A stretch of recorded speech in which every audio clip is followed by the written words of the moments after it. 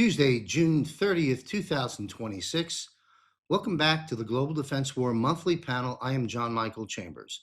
In each monthly broadcast, we will cover from a military perspective just what is going on behind the scenes, dismantling the deceptions, and making sense of all the madness in this operation.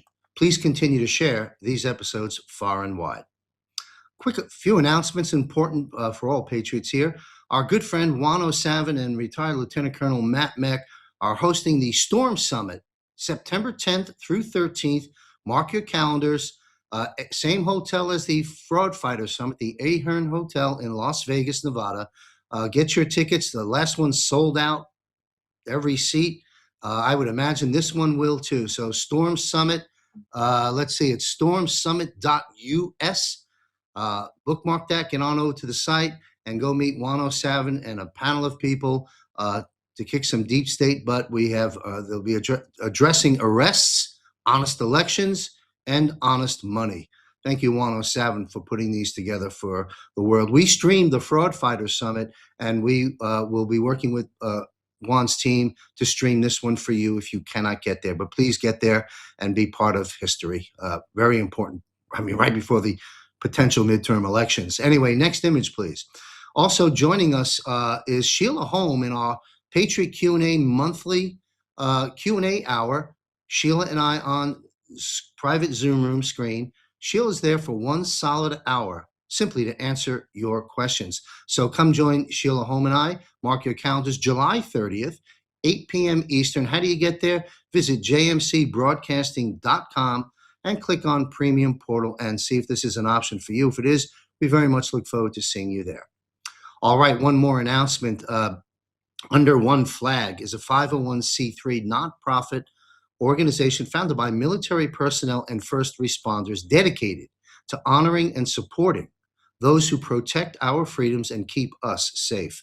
With no paid positions, they ensure that every donor dollar directly impacts the lives of those we serve, maximizing our ability to express gratitude and provide meaningful support to our nation's heroes.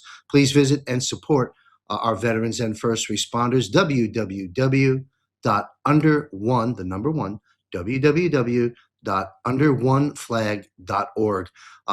I've interviewed the founders of Under One Flag on other shows. Actually, I think on this broadcast as well. And JMC Broadcasting does a monthly automatic draft supporting these folks. Please consider to do so yourself. Thank you all very much. All right, let's move on. We've got our Global Defense War monthly panel you've been waiting for. The team is in the house. Former Australian Army Special Forces Lieutenant Colonel Ricardo Bosi served 24 years in the Australian Army. He's a national leader of Australia One Party. Be sure to tune in to Bosi Briefs. I sit down with Ricardo every other Monday at 6 p.m. Eastern. Also joining us is retired Lieutenant Colonel Tom Lennox, retired U.S. Army Lieutenant Colonel with extensive experience in logistics, finance, procurement, and large-scale systems management across decades of military and Department of Defense service. His extensive service to this country across this globe can be found at jmcbroadcasting.com. Click on Contributors tab. All right, also joining us, but by the way, all of the guests, contributors here can be found at JMC Broadcasting by clicking on Contributors. You'll see their extended biographies, their photographs, as well as a link so you can follow them beyond this very broadcast. And our next panel guest is Michael Jaco. You see Michael on the screen, popular podcaster and great friend to this movement. Michael Jaco is a retired veteran Navy SEAL dedicated a total of 35 years serving the United States government in very high-risk environments.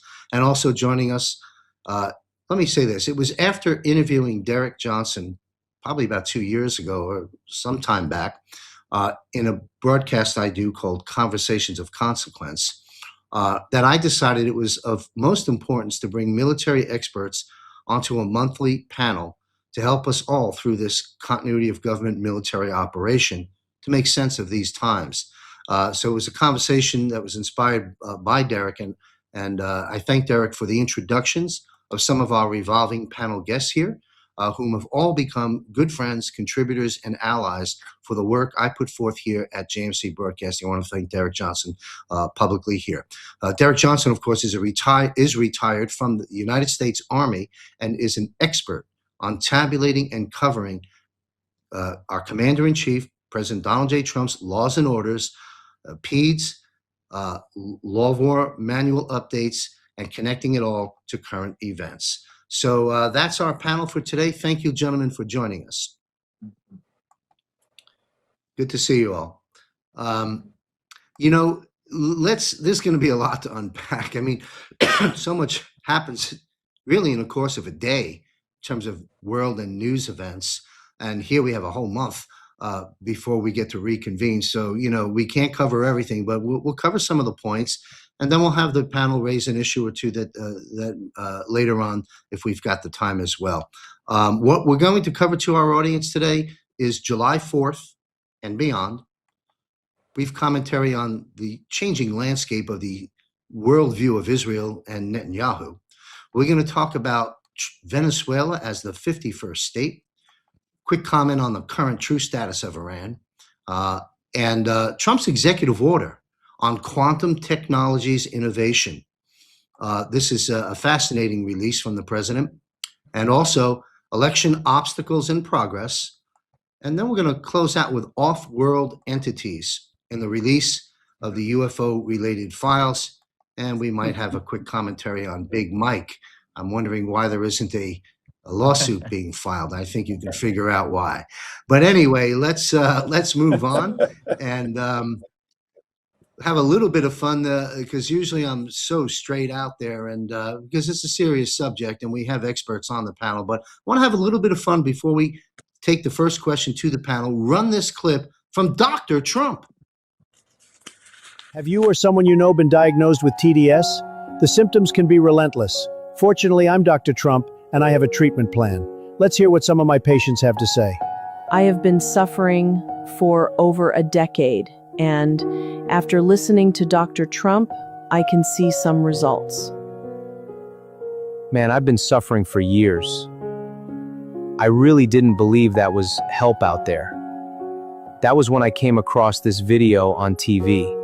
I really thought I was a lost cause. This was gonna affect me for the rest of my life. But after using the treatment plan, I can see a difference. I really wasn't sure I could help some of these people.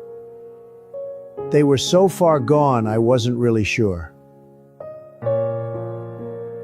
I had no idea how much this was affecting my life. My work is slowed down. I'm hardly recognizable anymore. I just needed help. I couldn't eat. I couldn't sleep. Constantly angry. I made everyone miserable around me. I feel like I've aged 20 years in the last 2 years. I've been so concerned. I was really starting to worry about my future. The treatment is simple. Turn off fake news. Say your prayers, and if you ever feel anxious, just have a Diet Coke like me, and you're going to see a remarkable difference in your life. Well, for entertainment purposes only, of course, AI. And this, I believe, was published by Dan Scavino. So I thought to share it with, one moment, I want to adjust the screen thing here. There we go. Thought I'd share it with all of the gentlemen on the screen and everybody watching. It was, I personally enjoyed the Rosie O'Donnell and Robert De Niro. That was kind of fun. Anyway, let's begin with just the broad question. Anyone who attended the Fraud Fighter Summit? Anybody on screen attended that? Mike, tell us about that. What was your experience? What'd you glean from it? You know, what's your review?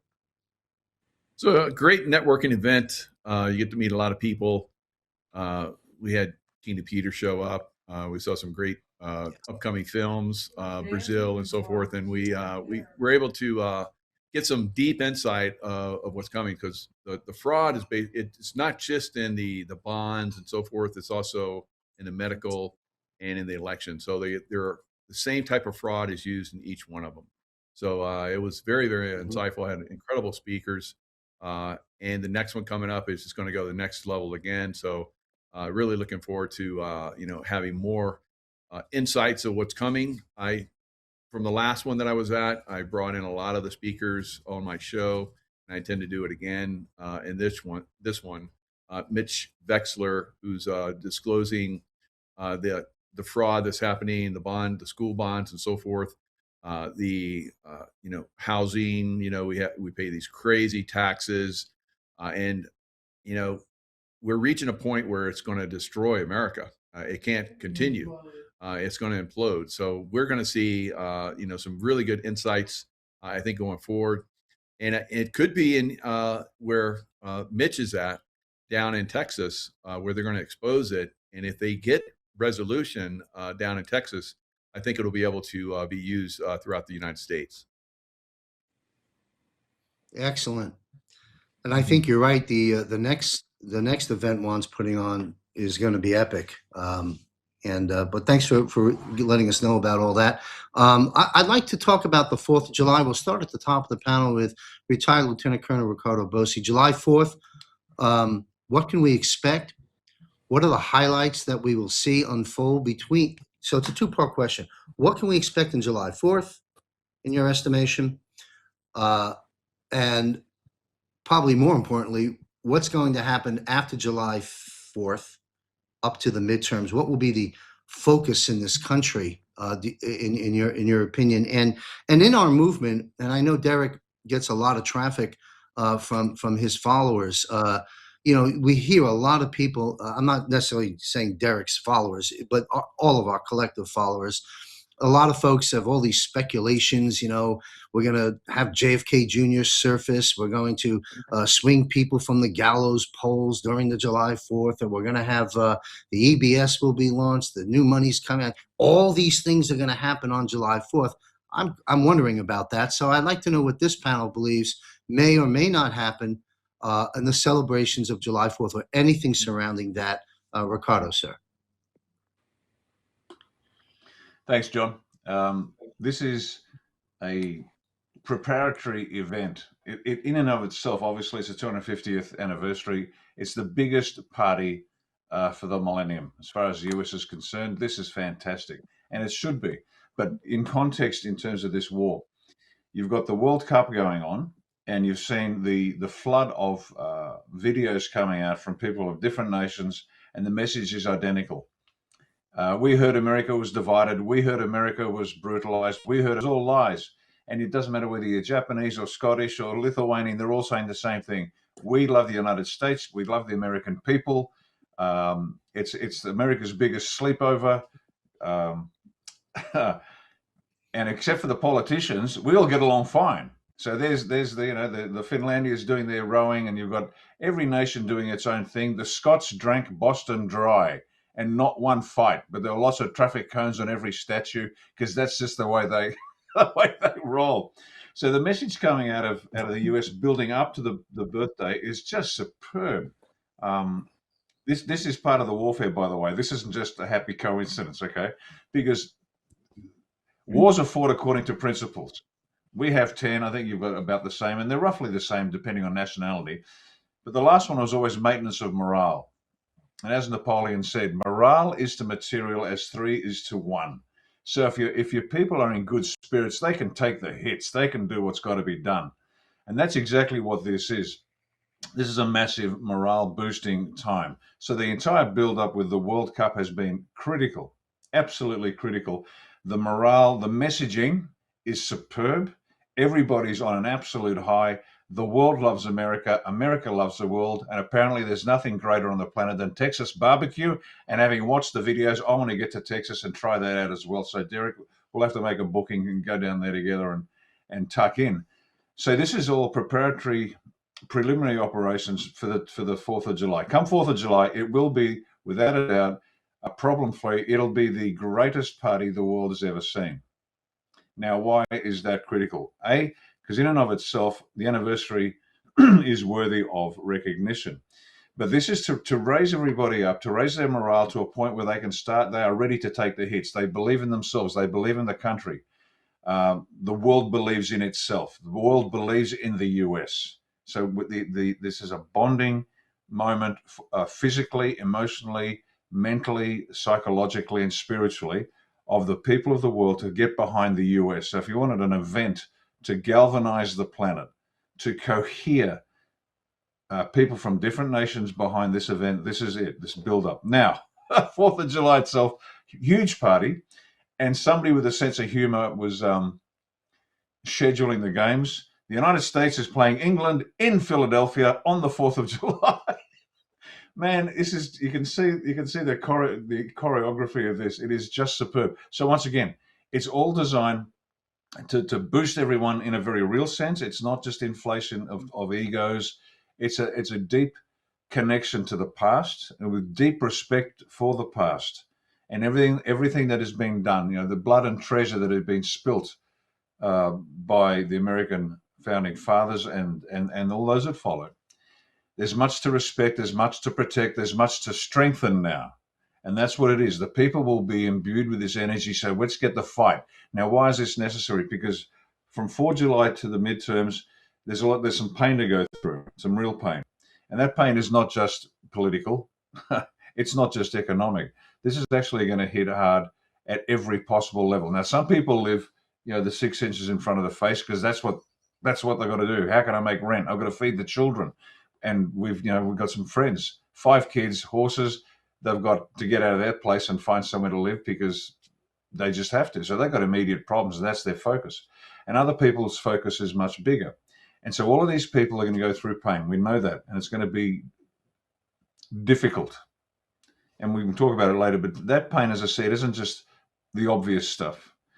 And we might talk about this towards the end of the show. But the participants in this whole war, we know that there's the bad guys, the black hats. We know that there's the cabal, there's the deep state. We know that some of us know that there are angelic entities involved. We know that there are extraterrestrials involved. And let's get honest about this. This is a complex war beyond everyone's capacity to absorb. And so the pain that's coming needs to be, I guess, blunted by this immense event, the 250th anniversary of the birthday party, and this global joy, deep joy behind it. So as the people move between there and the midterms, and as I've said, the midterms might not even occur because things will happen. Martial law needs to be formally declared. We know we're already under it, but in a more practical sense globally, and people have to willingly accept that as the only possible solution. And so that's what I see what's happening. A big party. Enjoy yourselves, folks. Have a great, great, great time. Don't give yourself too big of a hangover because we have to gird our loins for what's coming in the next short period. Thank you, sir. Yeah. Retired Lieutenant Colonel Tom Lennox sent me an article, I guess you'd call it, about breaking down what took place at UFC 250. And Rick, you and I covered that, Ricardo, on Bosi Briefs. I did a special broadcast with Tom Lennox and Rob Cunningham, Will Barney, and Christy Allen of JMC Broadcasting, and we broke it down there. Incredible panel.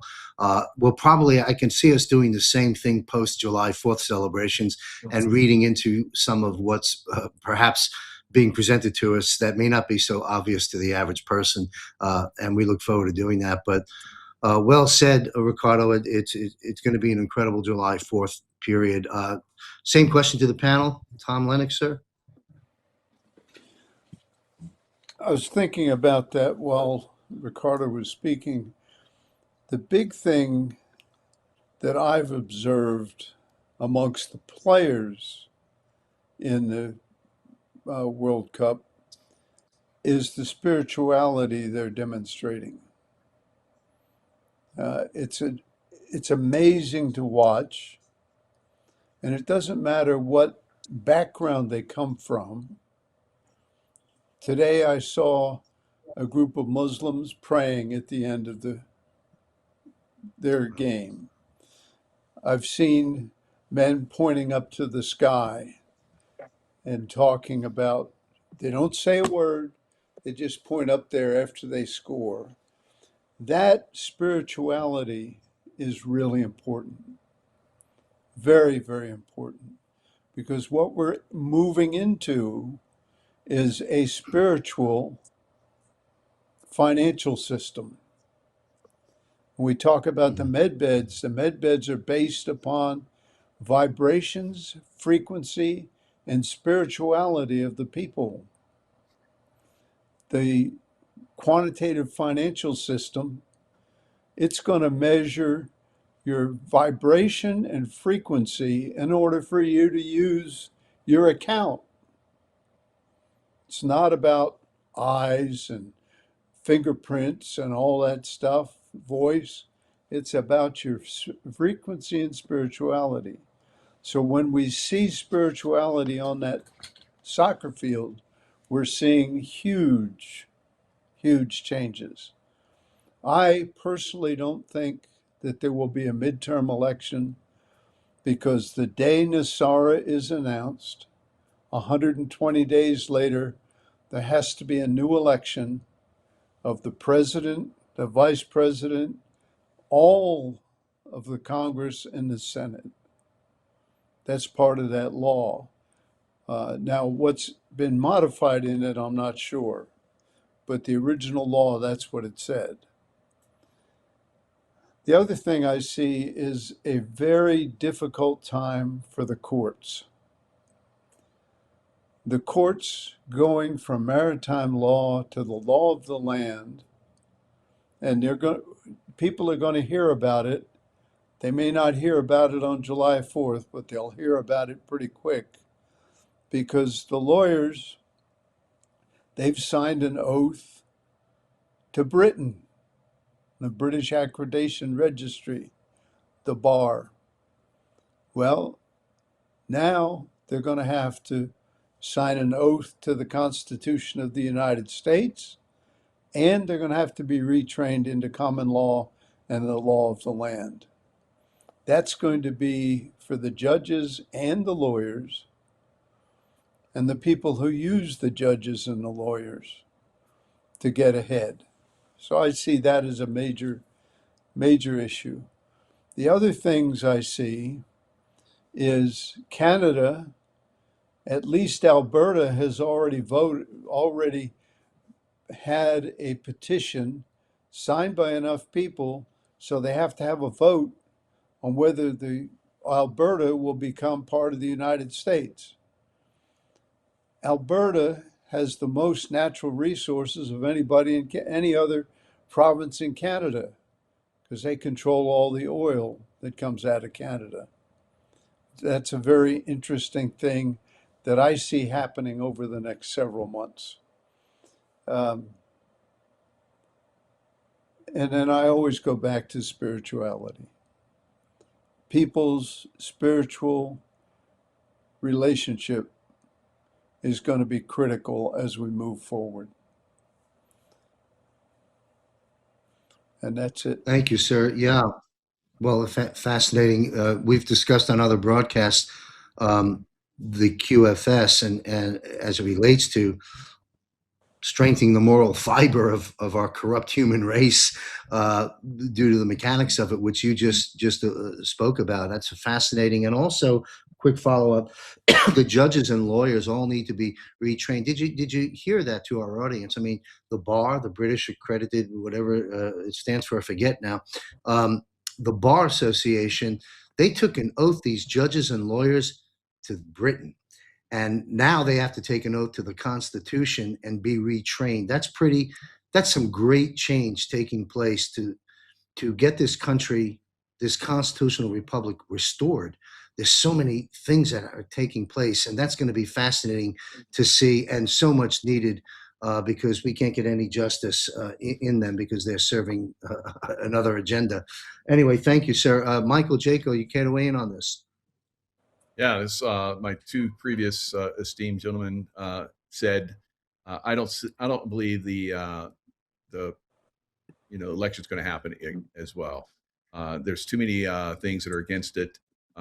We're down to the wire, and they haven't passed the SAVE Act, and a lot of senators are saying they don't see it getting passed. So probably not going to happen. Now we see with the justices as well. Today and yesterday.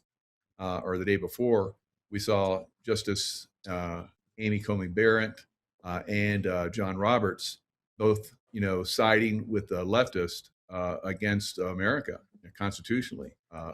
Upholding a 5-day mail-in ballot, which is destroying our election system, and also for the 14th Amendment, allowing people to come into America from other countries, have a child, and that child now is an American citizen. That was basically designed for slaves after the Civil War, so that they could, once they're born here in America, they would become American citizens. We probably should just do away with the 14th Amendment because it's being, used, and we're being abused through it. And so a lot of the things that, the justices are doing, have supported Trump. So I appreciate that. But we go all the way back to election, 2020 election, and they were going against us back then as well. So it looks like we're compromised, like we talked about with the British accredited registry, our lawyers and so forth, and the judges as well, are all compromised. And they're going to have to be replaced. They're going to have to take new oaths, like you were talking about, John, and replace that system, which is extremely corrupt.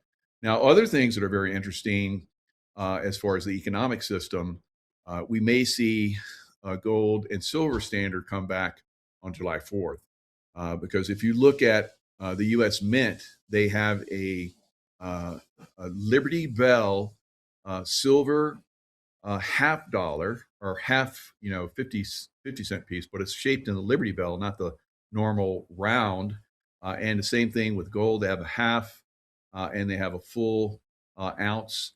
Now, the prices on these are quite substantially more than the current, price for an ounce of silver or gold. For a $half silver Liberty Bell, it's $750 starting on July 16th. And for the 1 ounce Liberty gold dollar, it is almost $20,000, 19,000, almost 19,800, I think it is.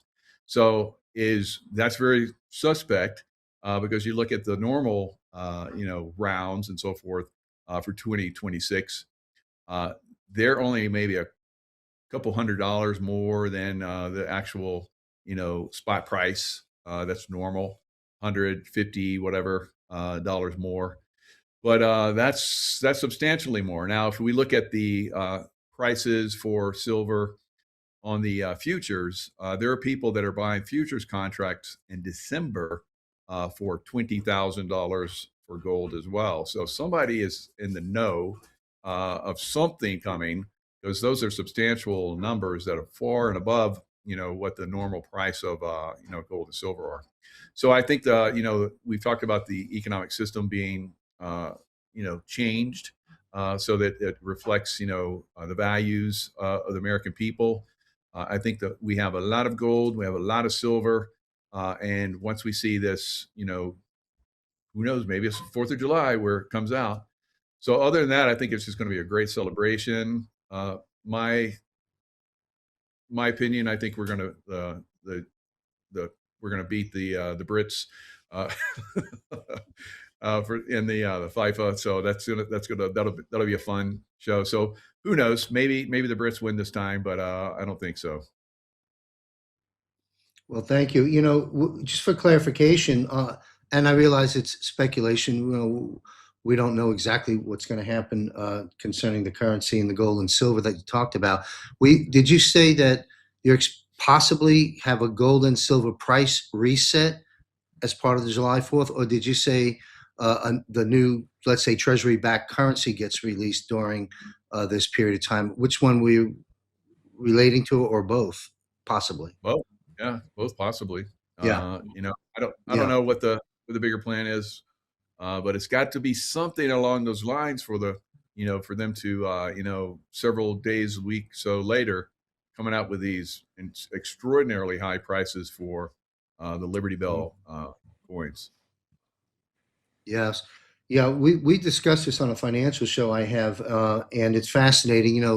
It's been floated from the administration that they may reset the price of gold to 20,000 an ounce. So that lines up.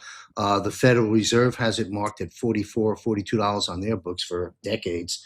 And there's been talk about, I don't know if they've changed it, but the talk about setting a floor price for silver because it's a strategic metal and mineral now. So yeah, this is great stuff. Look, I sure hope it happens on the 4th of July. That would be better than any fireworks.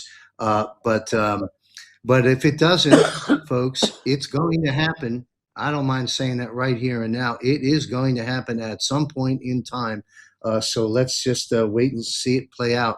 Thank you, Michael. Derek Johnson, I've been patiently waiting and listening to our esteemed guest. What's your view of July 4th events? And what do you see as some of the key areas of focus from July 5th forward this year?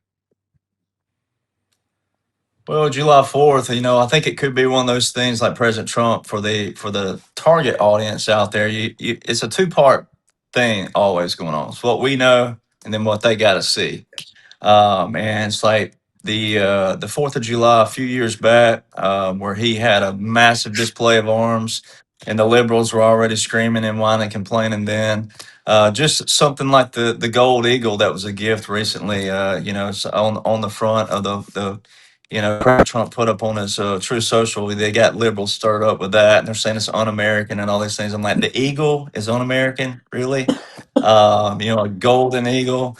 Someone said it had 11 stars on it, which represents the Confederate States. I mean, they try to twist it any way possible. But, President Trump just put up a post the other day. He said he had 65% approval. Now that's key right there is what we were talking about 3 or 4 months back. I can't remember what panel we were on, but we were talking about where we thought it'd be 70-30 or 80-20, somewhere in there. If President Trump's numbers, which they will, this is all for other people, but the numbers will get there.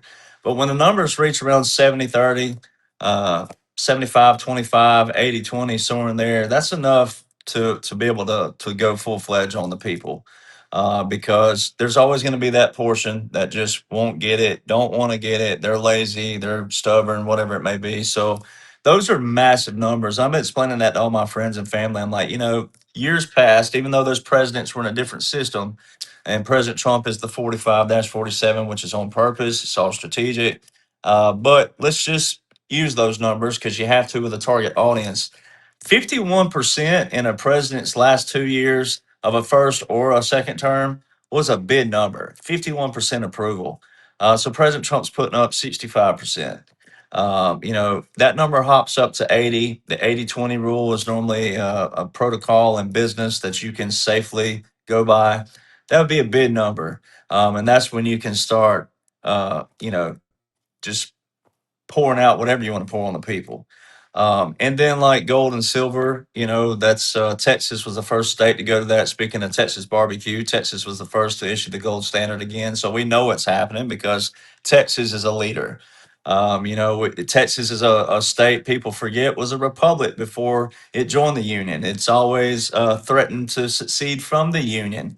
And their GDP alone would just about destroy the United States of America, just economy wise, because of their gross domestic product. So, see, Texas has a big foothold in that for certain reasons. And then you get into like the election talk, the executive order 13848 with a national emergency. That one executive order alone with a national emergency, that one alone proves the military occupation, military government, continuity government, puppet government, because why would quote unquote Joe? I tell people all the time, if Joe Biden was president, he'd have had the same authority and power as every other president. No matter how much you would have disliked or loathed them or hated them or whatever, it wouldn't have mattered. He'd have had the same power. So how come 11 executive orders with 11 national emergencies were continued by quote unquote Joe, just to hand right back to President Trump? So it would be like this. It would be saying, okay, we're going to continue all these, which means keep them active, but then we're going to hand them right back to you, President Trump. But by the way, we're going to call you a dictator, a king, and a Nazi. That makes no sense, people. And especially Executive Order 13848 for election interference. That's also the executive order that would have given President Trump the go ahead to federalize the National Guard and reserve components to active duty for these deployments, and we've seen that. So there's a lot of tie-in there. But like Lieutenant Colonel Bosi said, you build the morale up of the people. Every American this weekend, they're going to be on a beach at a lake, at a party, at a barbecue. They're going to be drinking all kinds of different things. And for the first time ever, there's going to be a bunch of redneck hillbilly bubbas who's never cared about soccer before in their life. But because of this setup and because we're playing the British, right, in Philadelphia, and all our history there's going to be a bunch of rednecks with their beers finally watching soccer for the first time, cheering for it. So that morale is going to be unprecedented. And President Trump's display of arms is going to be unprecedented. And I think it could be something where even some of the ships from other nations come out in our harbors. You just never know. I think that some of this blockade in Iran had a different play. It could be to where all the other militaries are joining in with our military. You just never know, because I think where we're headed is more positive. I don't think that you can have too much doomsday, gloom and doom after the fourth, because this is a big deal for us living. Um, I may get to see 300. I don't know. It just depends. But, 50 years from now, I would be 93 years old. It's a possibility. But I don't think that my legs and my body will work like it will work right now. So, I'm going to take advantage of 250 while I can. So it's a big deal for anyone living right now. So anything past this, moving to November, one day at a time, and trust President Trump. But I mean, it's pretty epic what's been happening. The judges, the courts. Now I know what happened with the birthright citizenship, but there's a lot of other big wins that shows that, hey, the judges are doing what they're supposed to be doing where they're doing it. But where they're not doing things, President Trump said today that Congress can take care of the birthright citizenship. It has nothing to do with the 9 Supreme Court justices. So there's a lot of things that are resetting and getting us back to what the actual government's supposed to look like. And it's educational as well for the people out there. People have to learn this stuff too. It can't just be the few of us talking, and we can't just always be talking. We have to be doing and making it applicable in our lives. So a lot of people are learning. And then the White House and the Department of Education have been dropping all these little excerpts of certain things that's going to be coming. They've been putting up all of our old founders' photos and things. So there's a lot of educational points that are coming to people too. So, getting people ruffled and rattled isn't always a bad thing. It's like President Trump says, it gets them engaged. And even if they're cussing or they're mad, they're still engaged. So I say just enjoy the ride. Yeah, you bet. Very exciting. Thanks, Derek. And we look forward to celebrating with them redneck hillbillies over a good soccer match. But you're right. It's going to be very exciting. I'm, of course, 10,000 miles away, but I'll be watching the events unfold from my home here. Very, very much so. Look forward to it. We'll go back to the top of the panel with just a quick 40,000 foot view type of an answer question to this question. We've talked about this before, but it's noteworthy to weigh in on it again. Why? Because the awareness and the sentiment concerning Israel and Netanyahu has changed.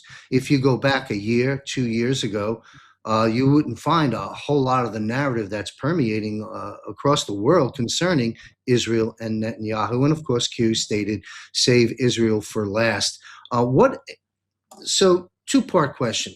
What's an update on Iran, the actual status of what's going on? Because every day it just seems to change. They signed an agreement, they violated an agreement. The blockade is happening, blockade is not happening. We're dropping bombs, we're not dropping bombs. What's your analysis of Iran? How much of the Iran operation maybe already took place? And again, we're watching certain scripts. How much is real? What's the status of Iran? And then Netanyahu and Israel, Lieutenant Colonel Bosi. Thanks, John. Iran at this stage is mainly misdirection.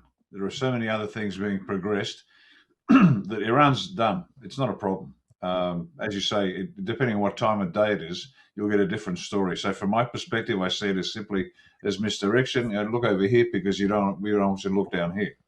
That's that one. In terms of Israel, and just so once again, so we're clear, we're not talking about the average Jaime who's running his down the road. We're not talking about that. We're talking about Israel as a device, as a control device for the planet. And all roads lead back to that device. Everything that we're suffering from, they are the facilitators of powers greater than themselves. The vitriol, the direct vitriol now available online, and then the freedom with which people are permitted to express their justified and unjustified hatred of Jews, Israel, the Rothschilds, Netanyahu, is extraordinary. It's reaching fever pitch, and even little old Australia, where you couldn't even complain to the slightest degree about anything Israeli or Jewish. Now the social media feed is flooded with, as I said, really cogent arguments, right down to fuck the Jews, and everything in between. There was recently a movie called Vigilante. No, was it Citizen Vigilante?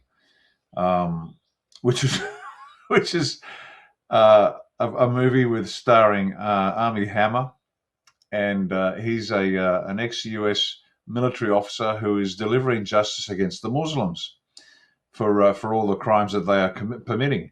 And what's interesting is it's funded by the Jews. Armie Hammer identifies as a Jew, and so what people it's amusing to watch, because you've got the anti-Jewish lobby saying, "Oh, well, it's just the Jews using the Muslims as the whipping boy all over again," when they're really behind it.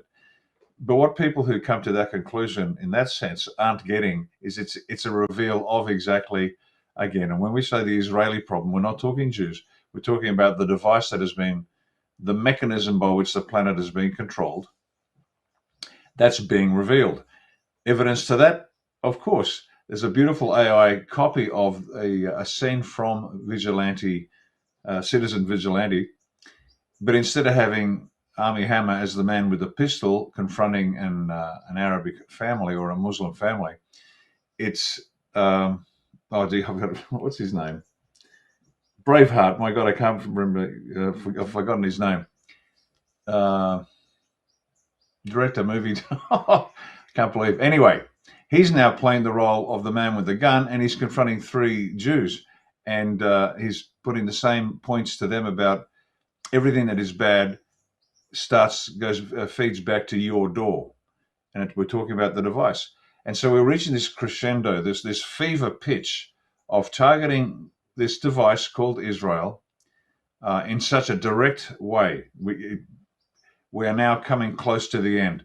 People are allowed to say what they want to say. They're allowed to be honest. They're allowed to be impolite, and there is no pushback. And this is part of that necessary precondition for actions against Israel, the device, the controlling device, the mechanism, because what's coming will shock a lot of people. It'll make a whole bunch of other people extremely happy.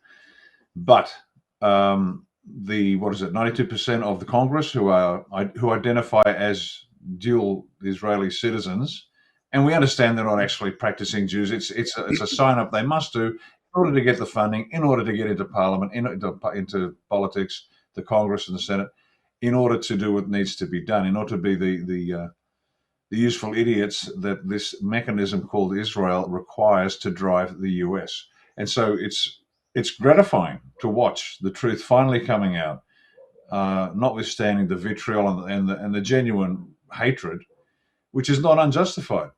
And this is why it's necessary for this crescendo to reach a real fever pitch. So the only obvious solution is to destroy Israel, the mechanism, not the Jews, Israel, the mechanism.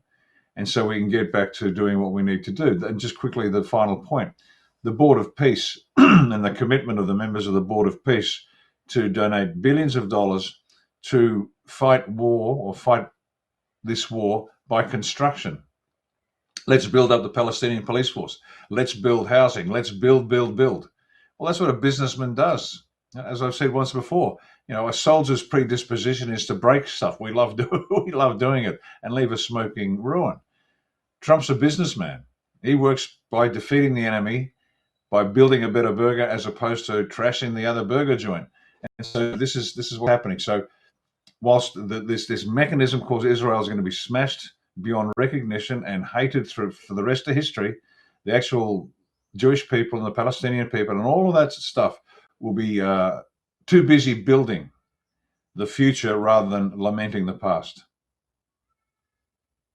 What a great analysis. Thank you, sir. The mechanism called Israel. It's well said.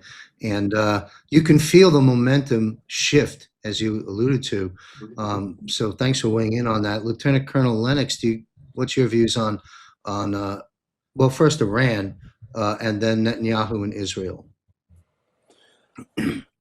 I believe that Iran is done, that it's been completed, that anytime we see something that happened, it's part of a false flag in order to get people focused on Iran instead of focused on Israel or Cuba or some of the other places that we've talked about.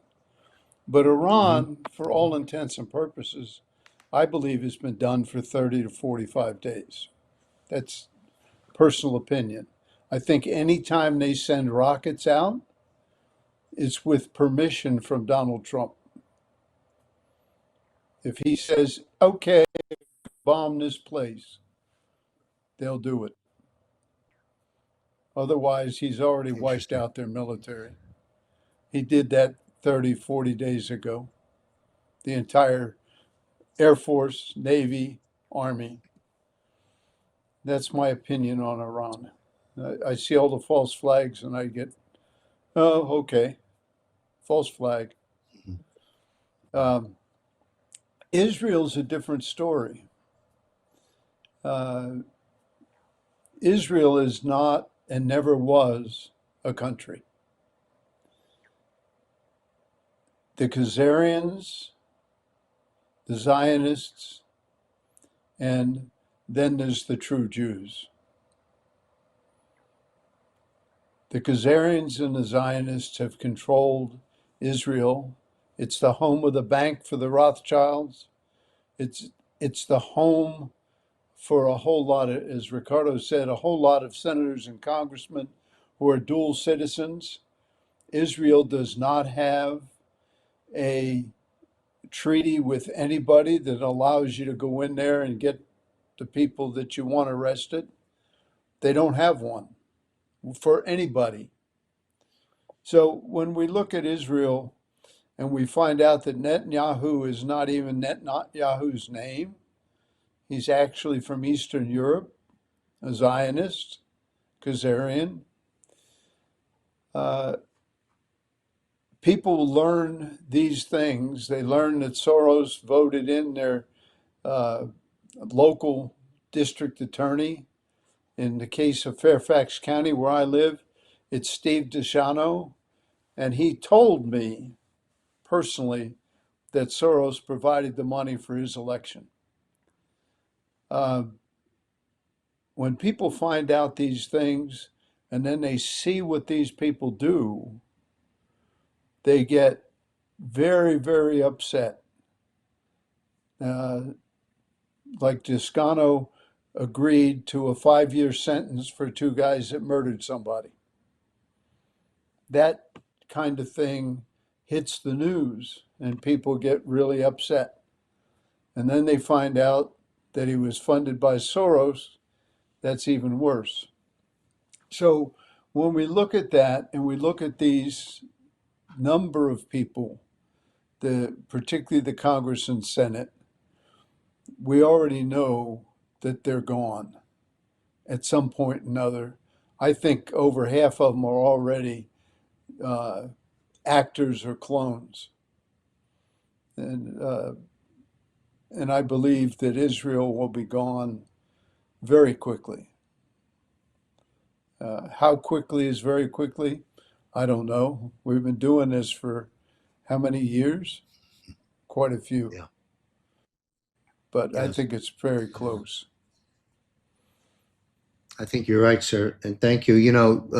Central casting. The president seems to be saying this more often than not these days concerning individuals and different things. You're absolutely right. Um, we're watching.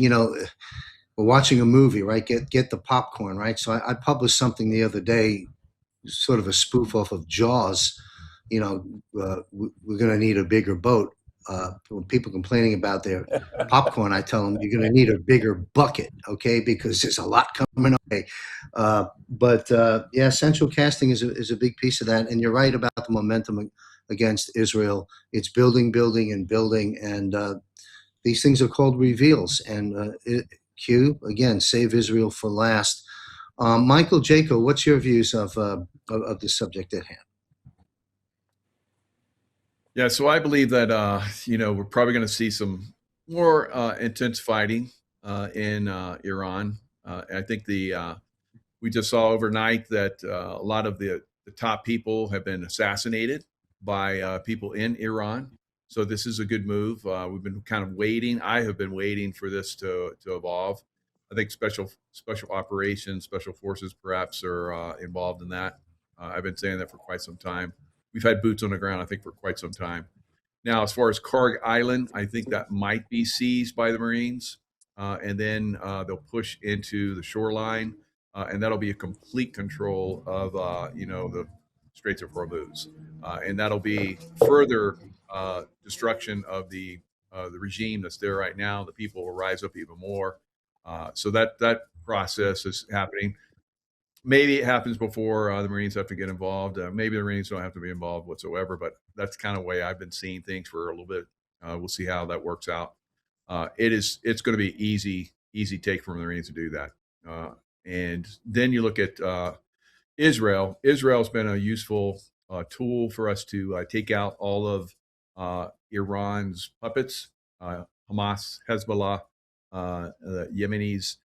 These are all puppets. I had to deal with them for most of my career in the SEAL teams and the CIA. A lot of the problems in the Middle East has been from the Iranians using the money that they get from the oil to fund all those terrorist activities. So we're seeing that basically die out. That's a great move.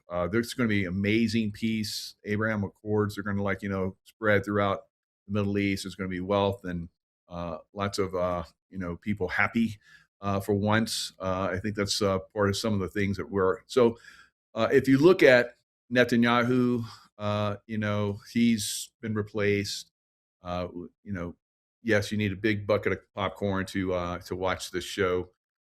So all of the actors that have been in place for a long time, I think have been replaced for these major military institutions and also government positions. They've been replaced by other people, and so things are moving in a good direction. I'm very happy with the way things are unfolding. It's going to be probably after maybe in the early parts of next year when we finally have our election, right? The midterms, and they're safe and secure, and we vote on the same day. That's going to be an amazing event, and we have economic system is really starting to kick in at that point. The other one probably going to collapse, cause a lot of mayhem short term, but long term we're going to see a lot of great things happen. Encouraging, and I agree wholeheartedly. Thank you, Michael. Looks like we've got someone joining the panel in just a moment with us. We'll take the same question to Derek Johnson. We're discussing Iran, current status of, and your views on the momentum and narrative concerning Netanyahu and Israel. Well, I always have to bring in the unconventional and irregular warfare part of this, which is the 40,000 foot view first of what President Trump and what that will look like. And, for the people out there in the target audience, they still have to be in that because there's someone that's going to have to be in the percentile that gets told later. But for the people watching and listening, if you love reading, we have a saying, hindsight's 2020. And some of us was already telling it. I know Michael Jaco. No, we've been talking about it a long time when we do shows together. But when you look at the National Defense Authorization Acts, I mean, these are just basic things we've had for years. But the NDAAs, well, 21 to 25, that's when the whole world thought that quote unquote Joe was president. But now when you look back on those specific NDAAs, the ones before that didn't have anything to do with Iran in it. All right. And those particular, there's one in particular that mentions 60% uranium. Well, how was it nailed right on the dot that it was 60% uranium, right? And then there's two other NDAAs that specifically say certain things that no other say out there. So why wasn't quote unquote Joe taking action on this? He talked about it. They had the puppet talking about it, the actor talking about it, but he never took action on it. All right. And so when President Trump says the Navy's at the bottom of the sea, the Air Force is destroying all this, Dan Scavino or someone the other day said that, and even President Trump said this, that you may hear one rocket going off, but that's kind of their norm, and people forget that. It shouldn't be their norm, but it's kind of their norm. So when you talk of laws and orders, this is why you do have to get real specific into what kind of law and the laws you need to go study and read about if you really want to know about it. So I highly recommend this book. Again, I tell people all the time, Military, Government, Martial Law. And this is actually it was all PDF files and different kind of files back in the day. So they had to make a cover for it. This wasn't the original cover. But on page 47 in this particular version here, it talks about the blockades. Talks about blockades being military government, military occupation, and how by law you have to have certain military in there. That way it's still lawful. So when we're talking about boots on the ground, it's not the traditional boots on the ground that you've seen with Iraq and Afghanistan in the target audience. And I say what you've seen, the target audience has seen. Because when they hear boots on the ground, they think war. But when you get into unconventional warfare and irregular warfare, there's a difference in war and operations and conflicts. There's aerial conflicts and then there's small conflicts. This is not a war. Now, this built being tabbed out there as a war, but it's really not a war. We have absolutely annihilated this nation that's been chanting death to Israel and death to the United States for 47 plus years. So, you know, you got to listen to President Trump when it comes to that. Then you got to go to what is the culture around this place. And unfortunately, the culture the last 40 something years has been hearing bombs and explosions and also roadside bombs and different things, not just for military. So some of that is just a common occurrence, and it shouldn't be, but it is. But our presence there is all special operations and Marine Corps, which we all know on this panel what the special operators in Marine Corps will do when they're in there. It won't be anything remotely close to what people have heard and read through the years with Iraq and Iran. Then you get to Israel, same thing. I like to go back to December the 6th, 2017, when President Trump announced that he would be moving the embassy and naming the capital of Jerusalem, the capital of Israel. You need to go back. Everybody needs to go back and watch that video of Netanyahu's face. His face now, that hindsight 2020, when you go back and watch that, his face, he's like a little kid who's been given the keys to Toys R Us and say, hey, whatever will fit in a dump truck, you get to take home. I mean, if you go watch it, the gestures and the facial expressions, Netanyahu was like, "Oh wow, this is awesome," but it looks like a put on face where it's like when you're looking forward, knowing that hey, this guy knew what was going to happen before he rolled down the escalator, and that's what keep trying to make a reemphasis on for people is that President Trump knew before he rolled down that escalator, the beginning, the middle, the end. That is the 45-47. So it is a strategic plan. It's been a strategic plan. And a lot of this is still theater nationally for other things. Some of it is a smoke and mirrors to hey, look over here, because President Trump has declared some national emergencies with Cuba. So we're still working on Cuba nationally. But Cuba won't won't ever be on the scale of what Iran was and Israel has been. And the other thing that I found interesting, and Buddy and I were talking about this last night. We were talking about how Israel's been a memorandum of understanding since '98. We've had a memorandum of understanding, and it's been renewed every 10 years with Israel. When President Trump mentioned the peace deal, this peace deal with Iran is a memorandum of understanding. So that's almost like a prenuptial before you would ever get to an actual peace agreement.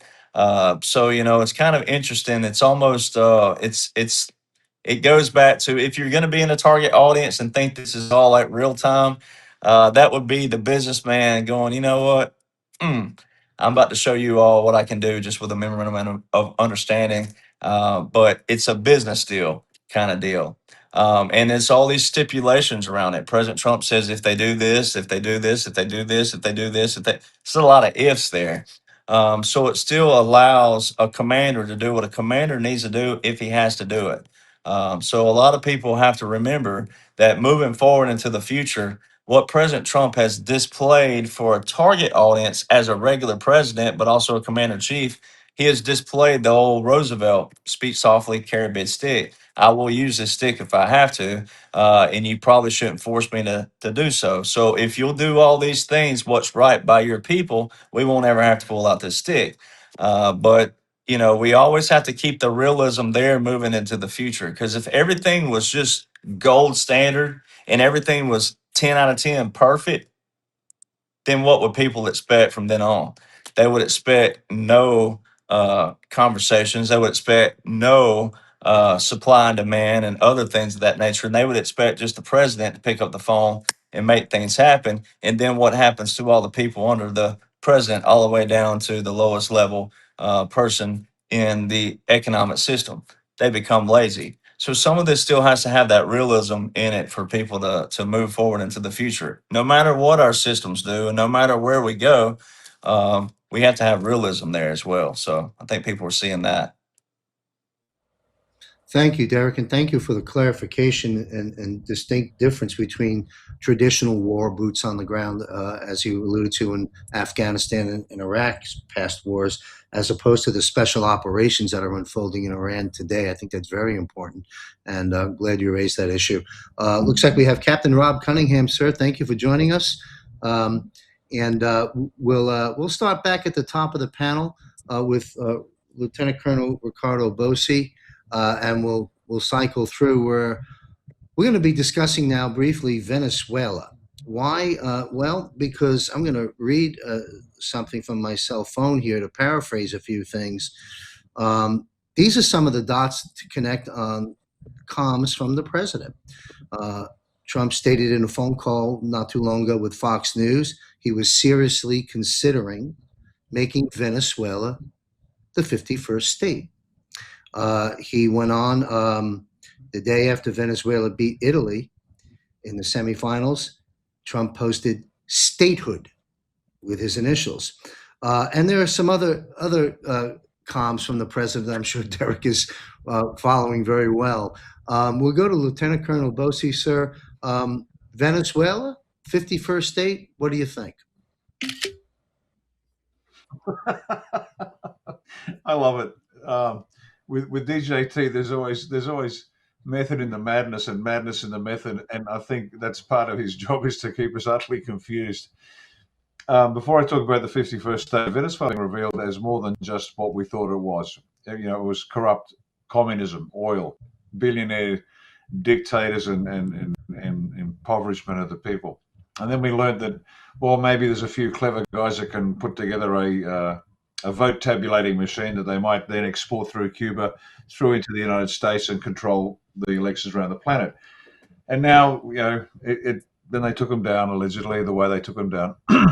But what is now being revealed is Venezuela's role in global trafficking of children, adrenochrome production, DUMS, and even leading to Antarctica. So it's a bigger story, and it constantly gets bigger and bigger every day. So once again, if anybody claims to know the whole story, that's a crude expression. They're not quite telling you the truth.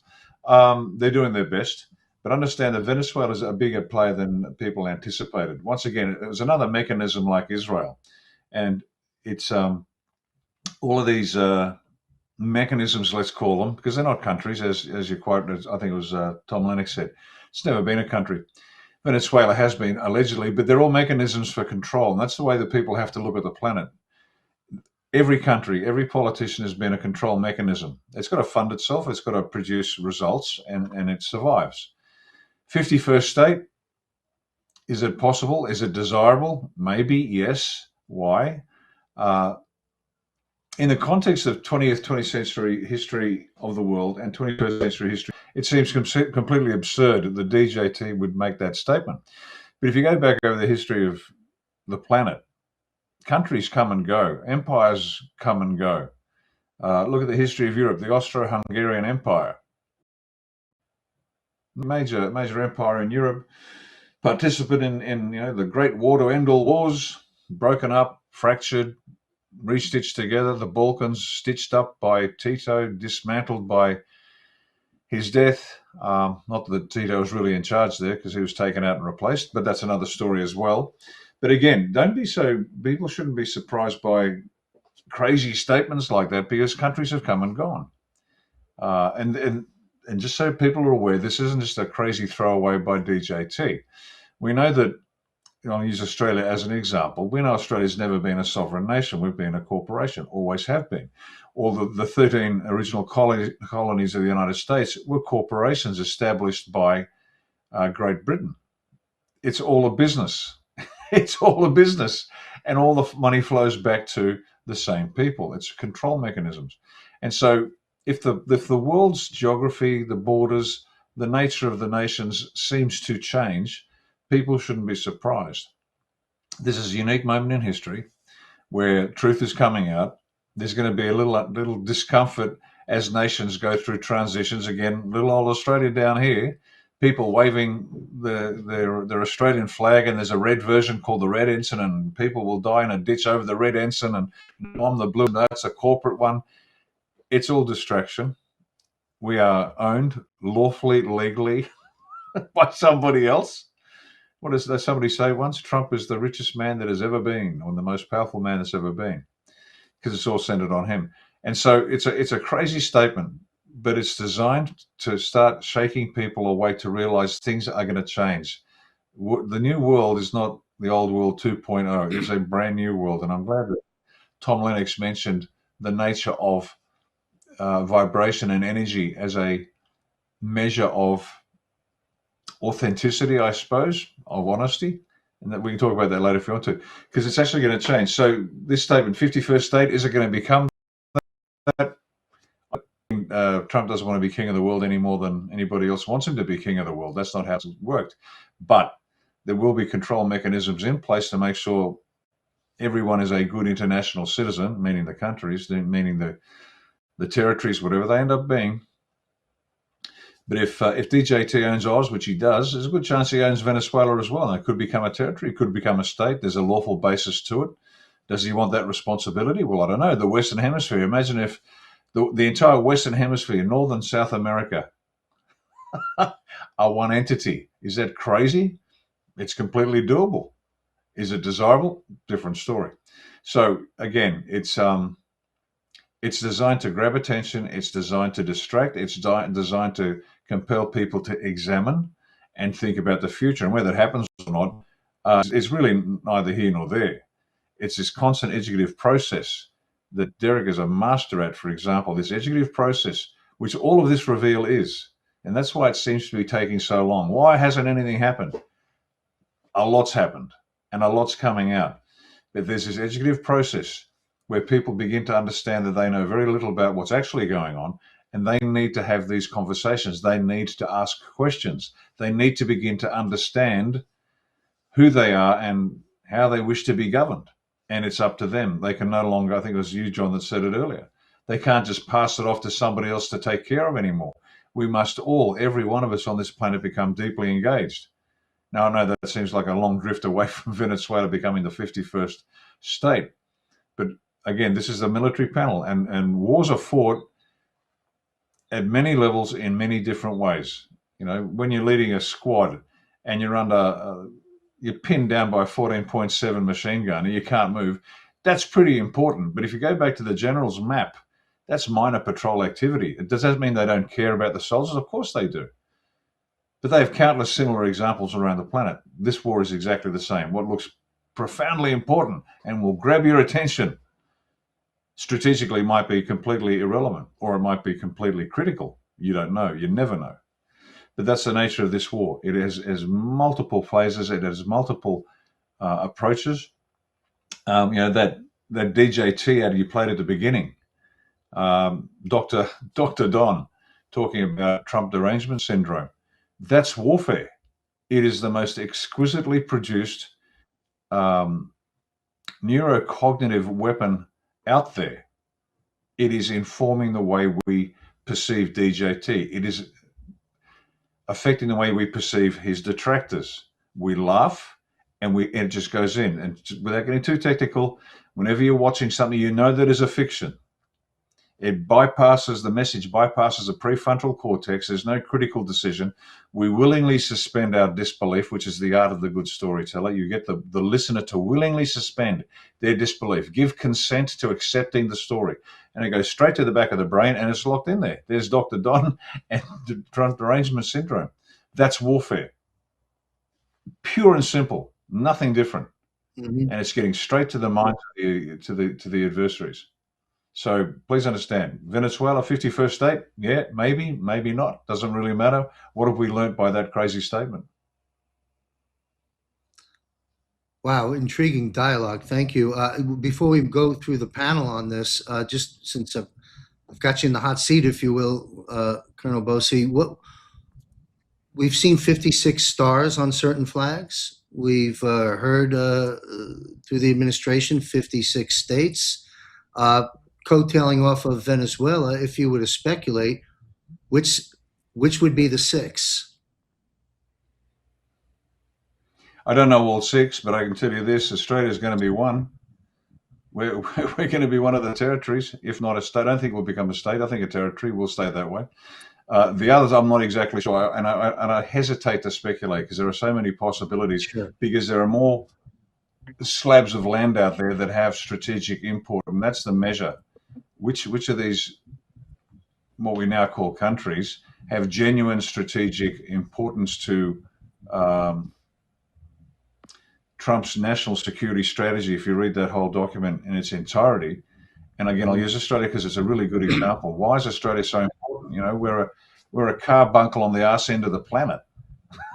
You know, we're not even the Appalachian cousins, and yet why are we getting so much attention? Well, our geostrategic location in terms of Indo-Pacific hegemony is critical. We're the greatest aircraft carrier that anybody could possibly have to dominate maybe, 40% of the Earth from here. It's fantastic. It's got all the resources you need. Its proximity to Antarctica and everything that implies. All the resources, we should be richer than Saudi Arabia. This is why the Rothschilds want to establish Australia as their home base for the next 1,000 years. It's the reason why we've been kept fat, dumb, and happy. Tiny population, more interested in beer and football and barbecue than actually analysing the fundamentals of national power and then marshalling those elements of national power into creating a great nation. And so this thing called Australia is so important. Not the Australian people. Yes, in a broader sense, that we're a Western Christian Anglophone nation, and which is culturally important, but not really. We're going to be honest about it. You know, our contribution has been meaningful for a small group, but it's geostrategically critical to the future of the planet. Now, that's the metric by which you want to say which of those 6 stars actually you can put a pin on the map and say this one. You got to understand the needs of the Western Hemisphere into the future, where each nation is struggling to re-establish itself as a semi-autonomous, independent grouping of people called a nation state, the nation being the people, the state being the political apparatus that runs it.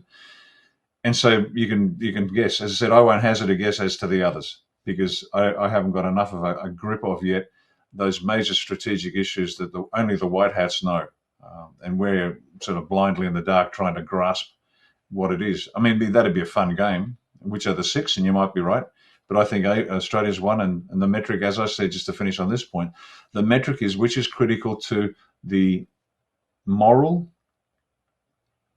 lawful functioning of the planet for the next 1,000 years. We're at this critical point in history where what we do today and in the next decade or 2 or 3 or 5 or 10 will establish a foundation for the planet for the next 1,000 years. And the forces involved are not going to get it wrong. Let's put it that way. Wow, thank you, sir. And you alluded to earlier on about off-world activity or galactic support and so forth as part of the great changes that are taking place. We're going to visit that at the end of this broadcast in some detail. Thank you, sir. Colonel Lennox, sir, how would you like to weigh in on the Venezuela 51st state notion? And, the president has dropped a whole lot of comms over the last couple of years and then kind of walked away. We've got Greenland out there. We got Canada up here. We've got Cuba over here. Now we got Venezuela over here. What's your view of this? Again, it's all speculation. As Colonel Bosi stated, the white hats and the military and the commander-in-chief kind of know what's down the pike. We're speculating. What's your speculation, sir? I don't believe Venezuela will be a state, but I do believe it could become a protectorate for some period of time, because there are pieces of Australia. For example, they just knocked off the kingpin of the drug trafficking out of Venezuela in the last couple of weeks, and they don't have an infrastructure to support their country because they've had too many crooks running the show. So, but I would guess it'd be closer to a protectorate than it would be to a state, because we'd want to give it back to them because it's not strategically close. Colonel Bosi talked about Australia as a corporation. Well, do you know who owns all the stock that was traded on the New York Stock Exchange? The United States owns all the stock of Australia. And therefore, Australia, I don't believe will become a state, but it could become a protected territory in order to get the right people in charge and to get rid of the, what do you call them? My mind went blank. You've got the Masonic filth. The Masonic filth. Yeah. But I do believe that Canada will definitely become a state, the United States, probably already is. And I think Greenland will become a part of the United States because the Danes can't protect it from becoming part of the United States. And nobody in Europe's going to come challenge the United States over Greenland. Mexico may well become a part of the United States as well. We don't know.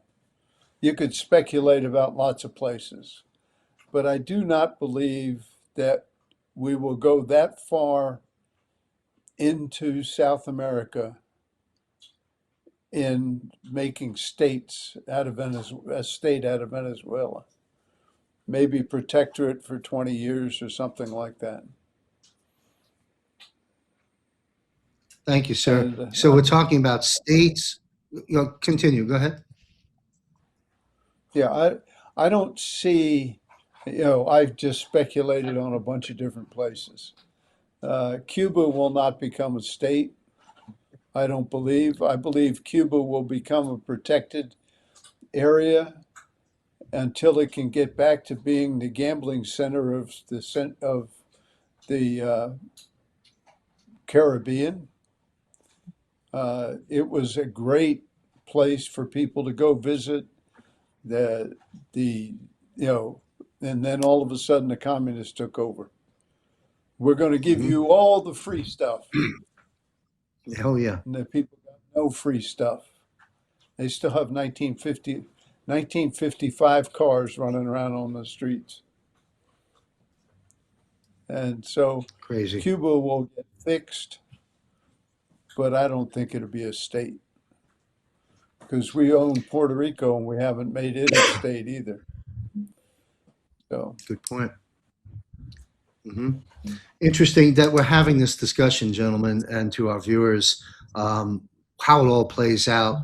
Protected state, protected territory, or a territory of the country, or an actual state, and we've thrown a lot of potential countries up on the board. But just the fact that we're having these discussions, something's brewing, something's happening, and it's a fascinating time. Same question. We go to Captain Rob Cunningham. And for those watching the broadcast, Rob just joined us. You can learn more about Rob Cunningham by visiting jmcbroadcasting.com.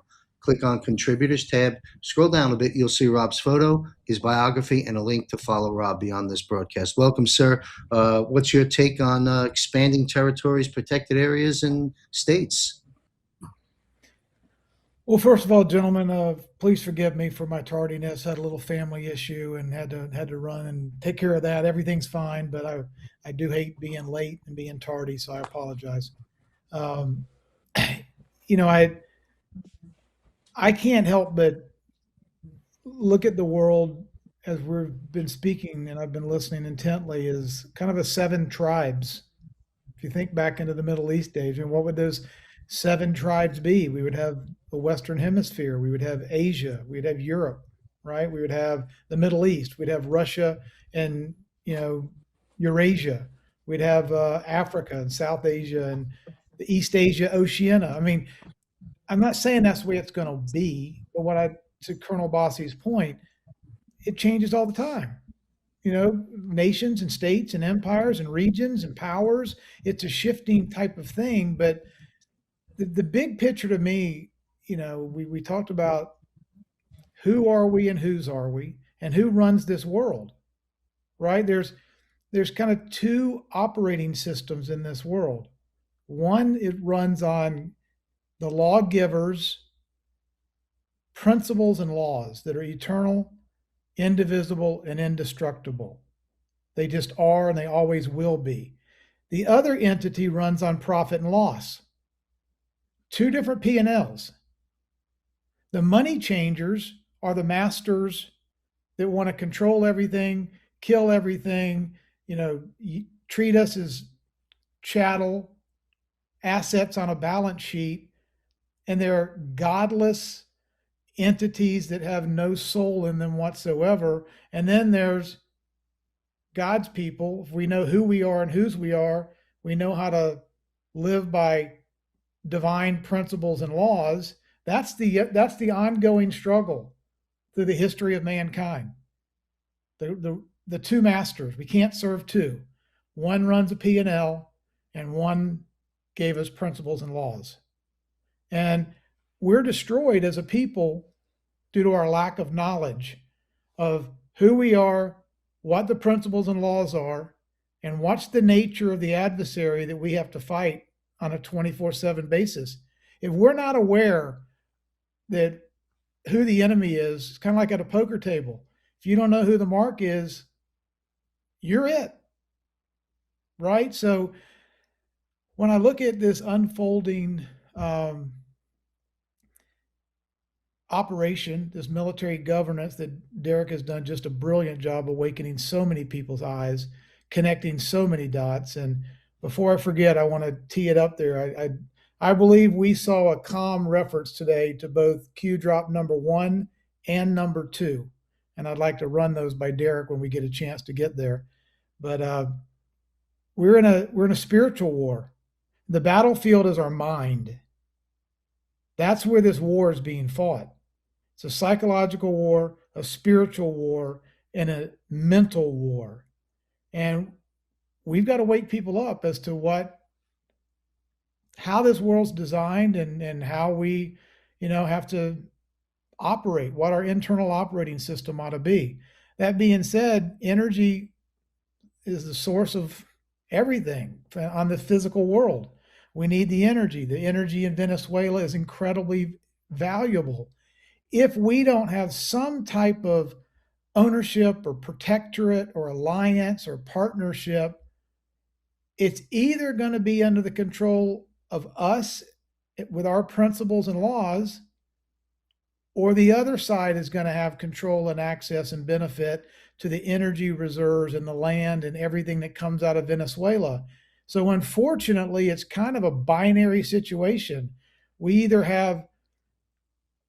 export standards around the world that are universal, that create abundance and create peace and create truth and transparency, like a distributed ledger technology, our operating system around the world has got to be built on honest weights and measures, or it's an abomination. According to the laws, dishonest weights and measures is an abomination. So we have to measure laws and principles. Honest weights and measures is not just a money thing. That is not just limited to the Coinage Act and how much gold and silver is in a dollar. Honest weights and measures is a guy with a dongle is a guy, not a girl, right? A border is a border. A citizen's a citizen. 2 + 2 = 4. Life is life. You know, we're not human bags of flesh. We're spiritual beings that happen to have a human body. But the spiritual laws are what apply to us, not what the swamp in Washington, D.C. spits out like the Federal Reserve prints fake money. Rules and edicts and codes and mandates and scripts. They spit all this stuff out to keep us in a fog. So I think the most important architecture that I see here is things are the world's light switch is being turned on by the commander in chief. Now, we have to help people process what it means. Who are we? How do we get to where we are? What lessons have we learned? And how can we? I go back to the scripture. It talks about, you know, the harvest is plenty and the workers are few. The rest of our lives, until we take our last breath, there's going to be people that hopefully, you know, will be curious and humble enough to ask questions and actually want to learn. And hopefully we'll be able to serve them. We can't save everybody. We can't force our knowledge on other people. But this is a recurring lesson. I mean, they nailed Christ to a tree 5 days after he exposed, you know, fake money changers in a temple protected by politicians screwing the people. Yeah, he exposed that godless money system, power system, and control system, and they nailed him to a tree 5 days later. You know, Trump, since he came down the escalator, I'm not making a moral equivalency here, but he is exposing the same type of RICO global syndicate that's all about power, money, and control. They could give two damns about whether they bioweapon half of us off the planet or not. They would rather have control than surrender to God's people. So that's really the war that we're at. And I just don't know that we can. It'd be foolish of us to turn our back or somehow disconnect from Venezuela with its oil reserves and let it get into the hands of our adversary.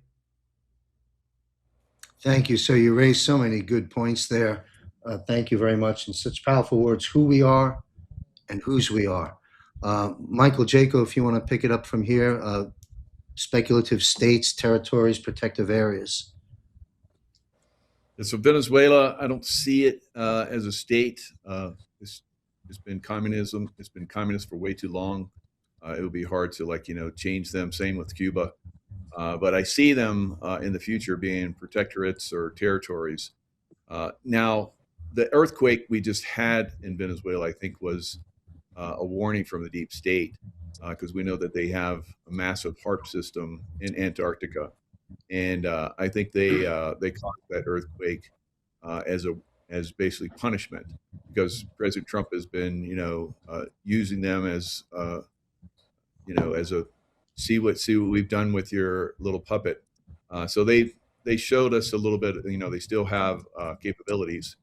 Those capabilities, I believe, are fast receding. You look at the skies behind me if you can see them. But for the last several weeks, we have not had any chemtrails.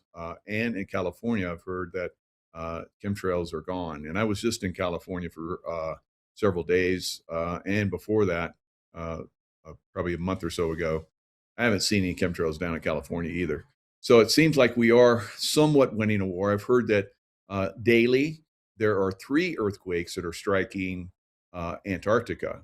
And that's from the White Hats. If you look around, you're not going to see earthquakes on Antarctica. So there's no USGS, little monitoring stations on Antarctica that I know of. But we are seeing around Antarctica at a depth of about 10 kilometers, which is normally the depth of DUMS or maglev tunnels. And you're constantly seeing these earthquakes that are happening around Antarctica. And I believe that's because we're striking their maglev tunnels. So we've seen also, I've had reports from people that said that Germans have like shown up at U.S. stations unannounced, have just shown up, groups of them. And that's in there, we had to leave and our base was destroyed or something. And so there's this happening. So there's more and more of these anomalies that are happening in Antarctica. So the war is on. We've talked about it for quite some time. There's different factions, that are being taken out throughout the earth. And Antarctica last year, Juan Saban, who's been on our shows quite often, he was down there with a cruise for a week or so. Who knows what they were discussing down there? But it is interesting to see. There seems to be a lot of pressure on Antarctica. Going all the way back into the 1800s, 1870s, when the Germans went to Argentina and built Bavarian villages. There's 4 major Bavarian villages in Antarctica, and Hitler and Eva Braun were seen at a hotel after supposedly they died in the Fuhrer bunker. And even the Russians that came in and looked at the dental work said that wasn't Hitler or Eva Braun. So these things that are trying to bring consciousness up are happening. We're exposing them. This is such a great group. That's why I've loved to be involved in this. The Captain Byrd fleet that went down in 47, I think it was 46, 47.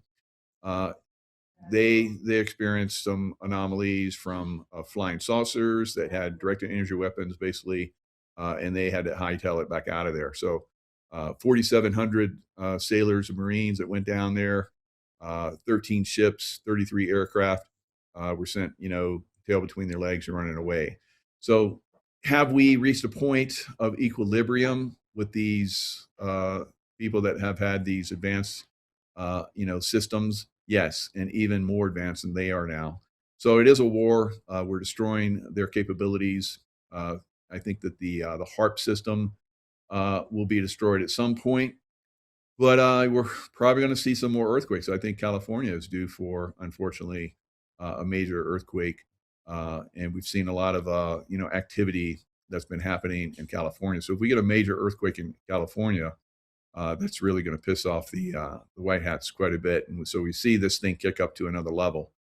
So that's some of the things that I'm looking at now. As far as Canada, I think that Alberta will probably be the first state, and then it will expand from there. So we won't have different states. In Canada, it will be one state eventually. Greenland, I think, will be a state, and all of Mexico, Central and South America, at some point will be part of the United States, protectorate or states or something along those lines. Thank you, Michael. Great information, and again, great changes underway. Derek, your views on states and protective nations and so forth. Yeah, I mean, I kind of agree. Same thing. I mean, we can rename anything anytime we want, but I think a lot of President Trump is just bringing highlight to the region for other reasons that's we've already talked about many times in multiple facets on multiple different panels. Venezuela, obviously key, as Ricardo said about the oil. We know that's a very key factor with President Trump, but also with the Dominion systems.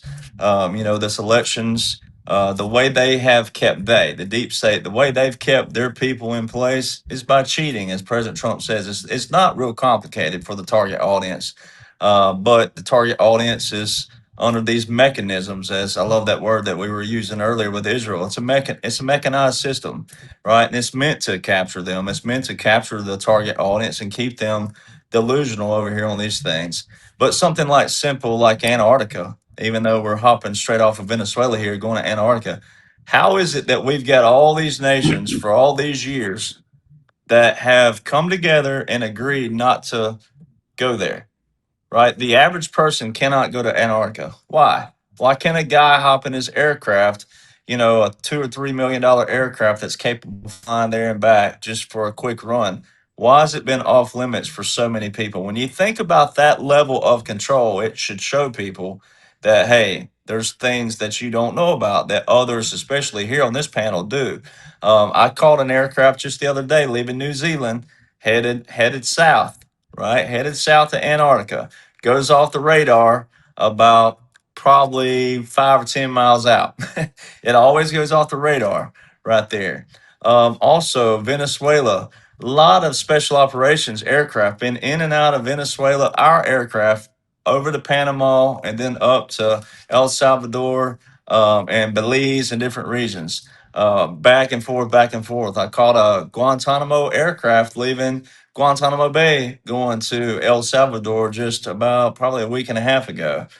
So we have a lot of movement down there that are extracurricular, meaning our special operators, special operations, etc. Netherlands. The Netherlands have a joint a partnership with Venezuela with the Coast Guard, and the Netherlands have been operating on the coastline off and on very heavily, along with our special operation Dornier aircraft down there.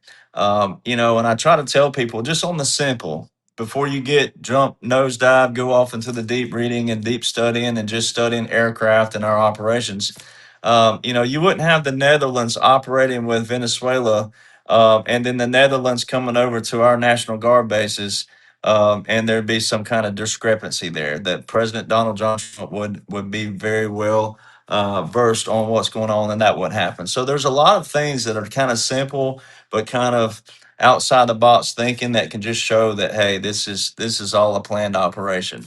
But it's also strategic in so many ways because of the oil, but the money, the fiat. And then it goes back to like Captain Ross talking about, you gotta know who you are. All right. You gotta know what's going on. You have to always want to read. You have to want to study. And I think so many Americans, which is by design, so many Americans are so afraid of being wrong about something versus going, hey, what's our identity? Why are we here? Why do we fuss? Why do we argue? Why do we debate? Why do we have these conversations? If you're listening to this, then you have some level of awareness that you want to know something. And you have to kind of bridge that gap too with your friends and family. Sometimes you have to push the bar a little bit with them, especially if they're complaining about something or whining. You should say, hey, what are you whining for if you really don't want to know? So there's a lot of that going on, and that's why it's a multifaceted operation, which always leads to a 2 or 3 hour discussion because there's so many different facets going on, and that's what President Trump is the face of. That is what makes 45-47 so brilliant, strategic, irregular, unconventional, but biblical, historical, and monumental for the spiritual aspect first and always of what we're taking down across the world. But like I showed people in this book right here, like I was showing earlier, a military government doesn't mean that it's just a guaranteed win. It is in another manner this time around because of who it is, what it is, how big it is, the complexity of it, and what they're taking down. But it doesn't mean that, only a few of us are supposed to do the operations or know what's going on just because we love it, just because we seem to be so well versed. That's the element of what every American right now, but also around the world is supposed to be. Elevating that level of consciousness, like Jaco talks about. You got to elevate. And when you think about President Trump and you think about what he does daily, he'll put this attention on Venezuela. He'll color in, have an inlay of the American flag on Venezuela. He'll do that to Canada. He's done that to Greenland. When you think of all the places he's done this and the attention he's bringing, if you could think of a world without President Trump, now liberals right now would love that. But as Dan Scavino says, don't let the 10% make you think they're the 90. They're not.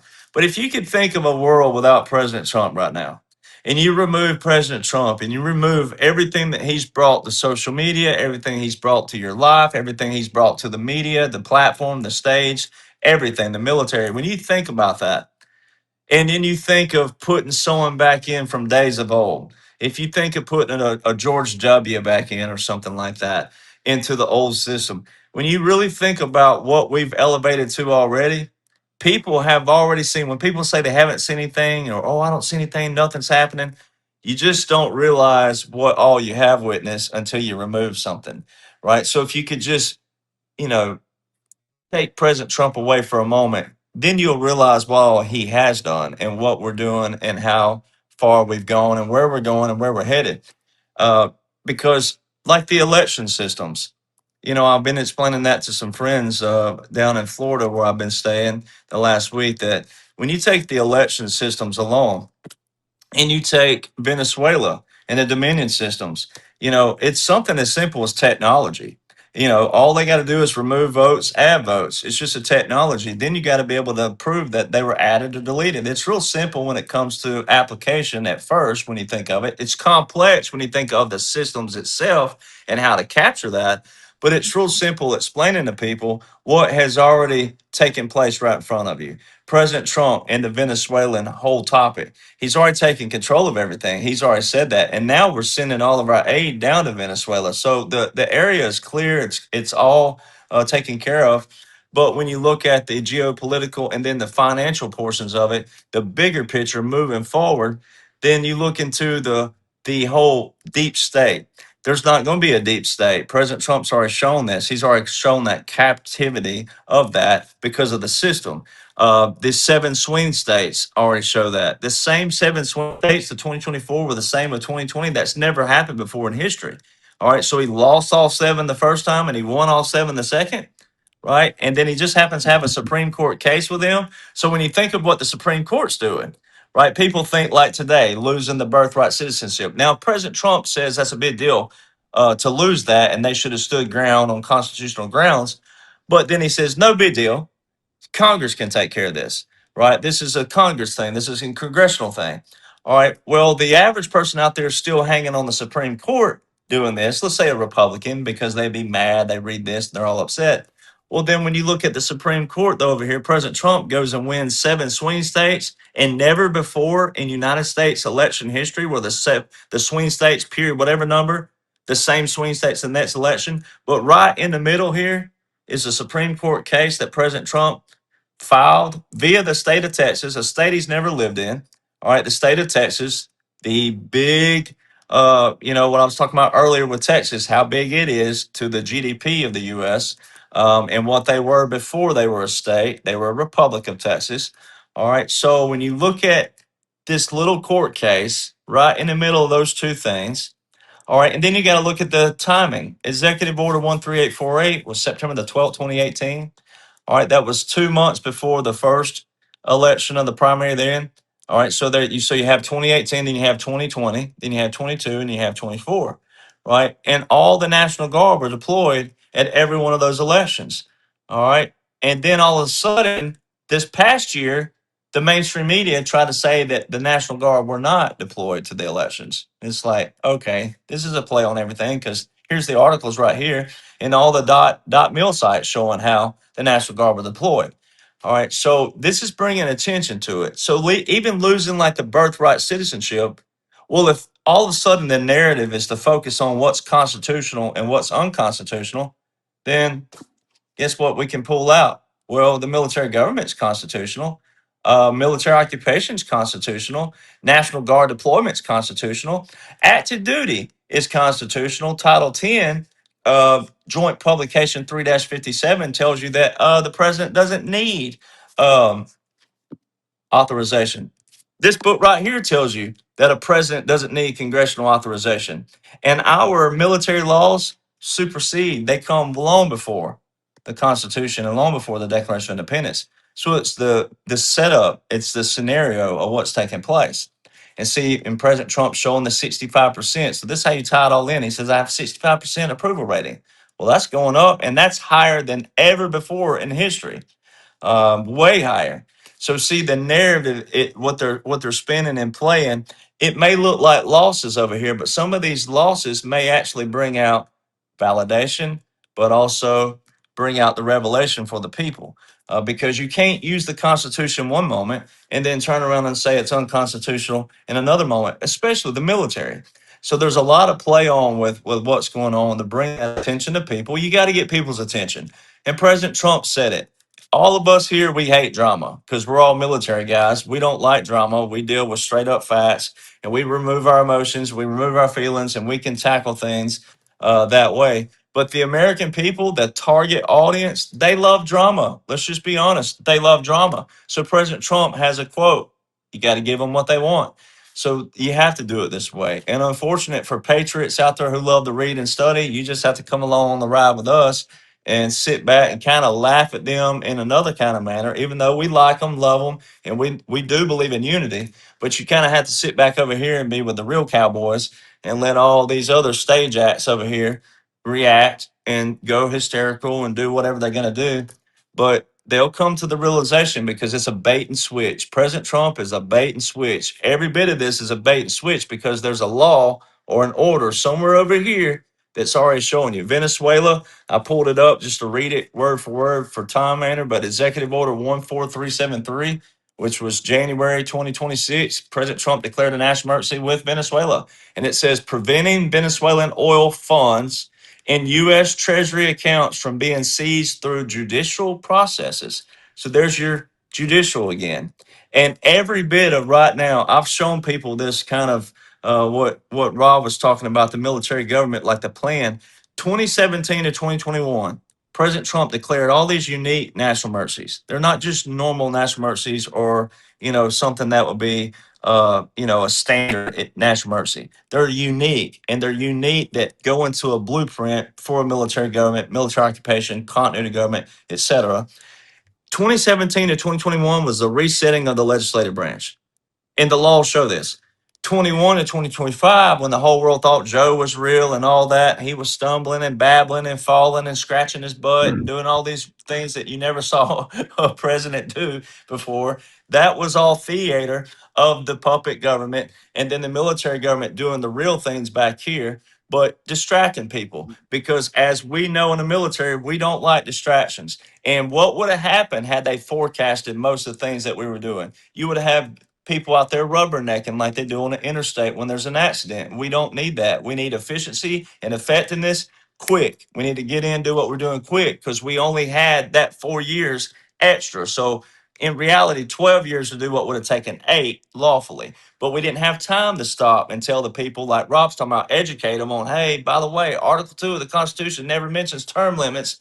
And in 1951, Congress violated that and all that. We didn't have time to do that. So you do this lawful, unconventional, irregular tactic. So 21 to 2025 was a resetting of the executive branch. And there's a FEMA and Department of Homeland Security document that explains this reconstitution of the executive branch. Came out January the 1st, 2021. Oh, how convenient. Right before the 3 cannons that quote unquote Joe had, which is not a 21 gun salute, it's a funeral service. All right, so all that. Right now, 2025 to 2029 is the resetting of the judicial branch. That's why it is judge, court, district court this, district court that. By the way, June last year, the Supreme Court, there's the same Supreme Court ruled that U.S. district judges cannot put any kind of injunctions on president. They cannot block President Trump on any kind of national injunction. All right. What have you been seeing? U.S. federal district judges blocking President Trump everywhere. They're straight up violating the highest law of the land, but they got to show that to the people. And that's why I've been showing that lately. So 2025 to 2029 is a resetting of the judicial branch. And there you go. You see President Trump listing the very top at Venezuela with the Treasury, not the Federal Reserve, the Treasury, and then judicial. So it's a fight, but it's a fight that's captured, and we're going to win it, as President Trump says. But for the target audience, they have to hear that narrative out there almost as if it's a doomsday because they have to get them involved, they have to get them engaged, and then they have to educate them, and that's where we come in. Wow, thank you, Derek, for unpacking all that incredible information and connecting the dots for us all on the critical issues of this operation that we are witnessing, certainly the target audience and others. And for all viewers, what's sort of meant by the target audience? Some people have been asking us on social places, what do we mean by that? In the past, we've used terms like sheeple and normies, and basically, it's people that aren't fully up to speed on the real world we're living in and what's actually going on. And now we're not talking about the crazies with the blue hair and all those people. They'll be scraped off scraped off the street later, or God will deal with them. We're talking about just folks that are not fully aware and up to speed because of all the dumbed down propaganda and brainwashing we've all endured. We love you. We're here to help you. And that's what Derek is referring to, the target audience. It's people that are just kind of looking around. Maybe they're still watching fake Fox News, but they're coming down to our space. Actually, we should say up to our space, but coming down to our spaces and looking around in the quote podcaster and alternative news world. Welcome aboard, target audience, because here you're getting an awakening, and you're getting facts, and you're getting brilliant analysis from incredible men that serve this nation honorably and continue to do so today. Thank you, Derek Johnson. In the interest of time, there's 3 more subjects I got to take on, but let's be as brief as we can on these subjects. Each of them we could easily spend an hour on, but we're moving. The clock is moving. So, incidentally, we're going to go back to the top of the panel, and somewhat noteworthy. Someone counted how many times in the past few months that President Trump has posted references to Q, and it's like 20 or 30 times in the public square. And that's just, I want to just put that out there to the Q naysayers. But then we get this. President Trump signs an executive order unleashing American quantum technologies innovation. This is an area this panel may or may not care to weigh in on too much, but whatever you do know, what is the meaning and significance behind this executive order, quantum technologies innovation? How does it tie into the plan? And again, let's be brief if we can, gentlemen, starting at the top of the panel with Colonel Bosi. Thanks, John. Very quickly, the best way to paint this picture is this: quantum is not conventional science. It's at a whole new level, and things are very, very different. Having said that, the best way to paint this picture is, you've seen Star Trek, where the Enterprise lobs onto a planet, and Spock says, "Captain, it's a Class M planet. It's Earth-like. There's intelligent life down there, but not as we know it." And we have a bit of a giggle, and Spock and the team sort of help out this developing species on the planet. That's where we are, except we're the Class M planet with the intelligent life, but not as we know it type. We have a, in a galactic sense, not an entirely unique, but a connection to the Almighty that some species just don't have. And I'm going to dive into some big areas here very quickly. And so we're of immense importance, but we're also of immense interest to other intelligent life forms. They have capacities beyond our comprehension. We are going to be moving into that. It's like we've got bows and arrows, and they have phasers. That's how we are. So what DJT is saying is, we are taking control of this immensely complex capacity within innovation and science, and we're going to get control of that to make sure we transition this in a way that is beneficial for human life on Earth. Because what we have here is a potential existential threat to human life on Earth in all its ways. This transition to genuine quantum perspective on technology specifically. To this point, there is a court case being brought by John and Jane Doe against Palantir, against its founder Peter Thiel and CEO Alex Karp, alleging the company is now trespassing into the human mind using AI and other technologies to predict human behavior, affect human behavior, and interfere with our right to our minds. Now, this is way out there, but I mention that simply because this is what DJT is saying. There's a world out there that you don't know about. Some of it will be revealed. Some may never be revealed. He's got a hold of it, and we're going to transition through this extremely challenging time We've got a steady hand on the tiller. That's DJT and his team. I've got a steady hand on the tiller, and we're going to be okay. There are conversations we need to have as people. We need to understand this problem at a level which concerns us, so we have our wits about us. This is not one of those subjects where we can hand it off to somebody else to fix, and we go back to beer, football, and barbecues. So that's the big picture, that's why I think he's communicating with this. We will take control of the quantum future.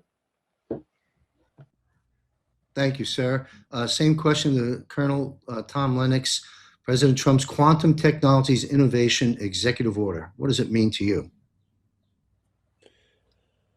It starts with the financial system, quantitative financial system.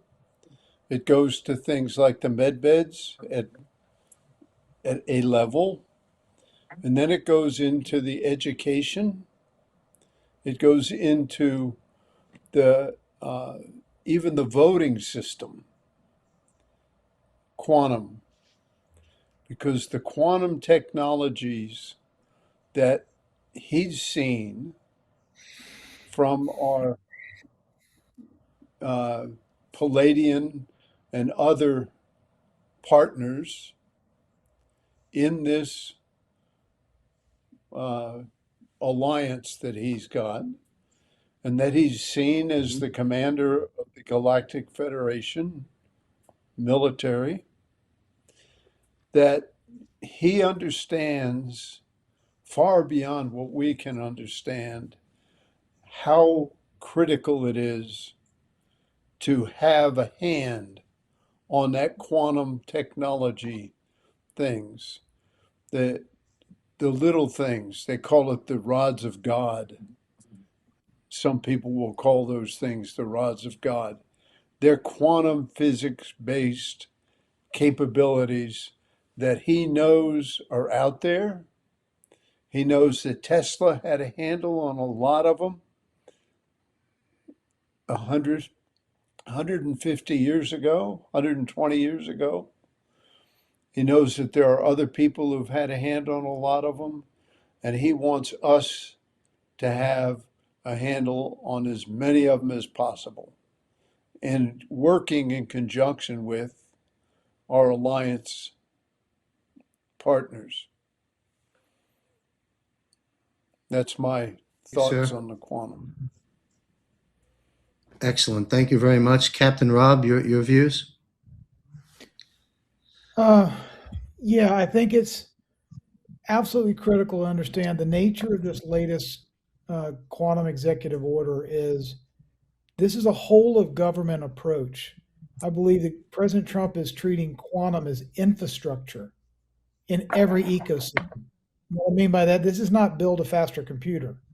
This is understanding the significance of quantum physics, quantum matter, quantum energy, the quantum applications when it comes to research, manufacturing, agriculture, software, networking, health, encryption, workforce development,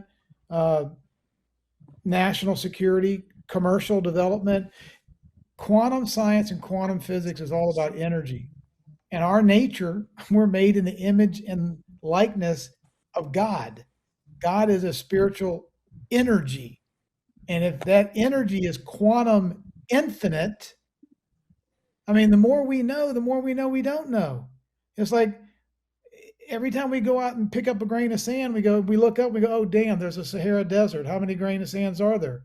If we take that grain of sand and think of it as something that we might know in our head, people will get 10 grains of sand and they think they're all that in a bag of chips. You know, we will never learn all the things that we need to know and need to learn about quantum physics and the creation of this universe. But this is a sounding alarm. I mean, he opened quantum.gov in his first term. I will tell you 2 weeks into office in early 2017, when President Trump issued a Executive Order 13772, and he outlined 7 core principles for a brand new, if you will, quantum financial system. He ordered the Treasury to start to work on it. You can bet your rear end he understood quantum encryption, 3 to 5 second settlement, instantaneous compliance, regulatory, ledgering and settling and custody and identity and all the things that are necessary to make this emerging new monetary system come into being. President Trump just didn't accidentally pull out 7 random things on a piece of paper on a 1-page executive order on February the 3rd of 2017 and ask his Treasury Department to just, why don't y'all go white paper this and see what you come up with. He's known about quantum technologies and energy, vibration, and frequency, and the things that Nikola Tesla, found and researched and patented and shared with the world. And isn't it unique that even earlier this week and late last week, he was fielding questions about his uncle that was 35 years with MIT as a heralded quantum physicist and taking questions about, his uncle and Nikola Tesla's estate. So we have to understand from now, this point to the rest of civilization, quantum physics, quantum encryption, quantum data, quantum computers, quantum artificial intelligence, quantum governance. A lot of people sometimes will forget this.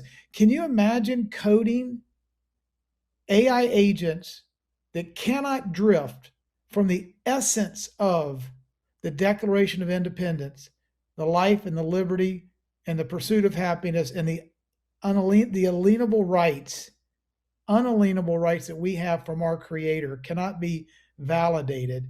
And those agents monitor every bill, statute, code, regulation any legislative body ever tries to pass in any state and gives it a yes or a no. It's either atomically settled as constitutional or not.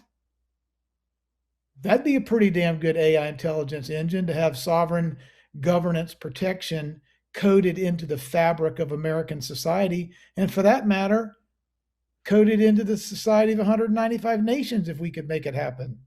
So I say that because I hear all the people in social media chirping about, oh God, mark of the beast, crypto's terrible, just give me my money and gold. I'm not touching any of that stuff.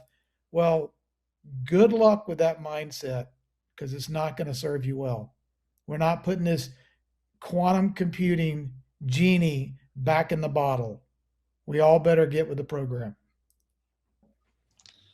Thank you, Captain Rob. Great points there. If you think about it, one thing that I'd like to comment on that you just shared with us, when you think about the talking points, you were saying the press is asking the president these questions about Tesla and his uncle and 35 years ago.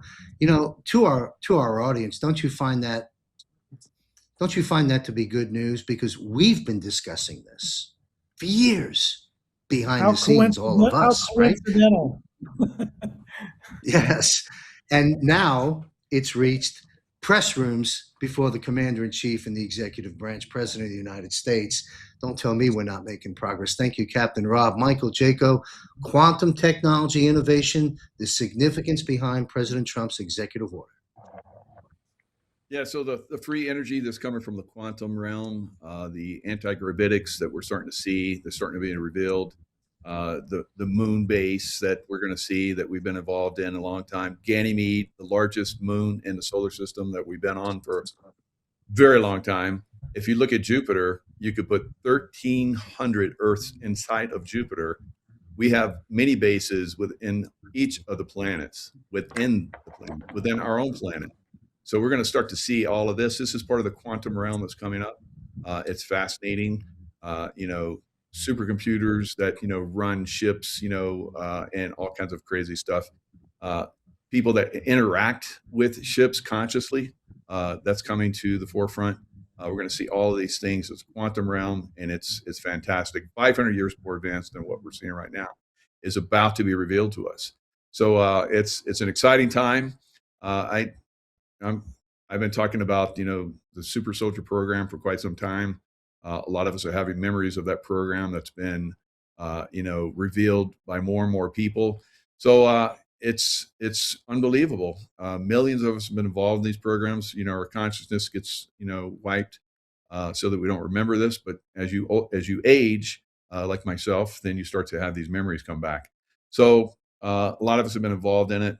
Maybe a few people here, have some memories that are coming back.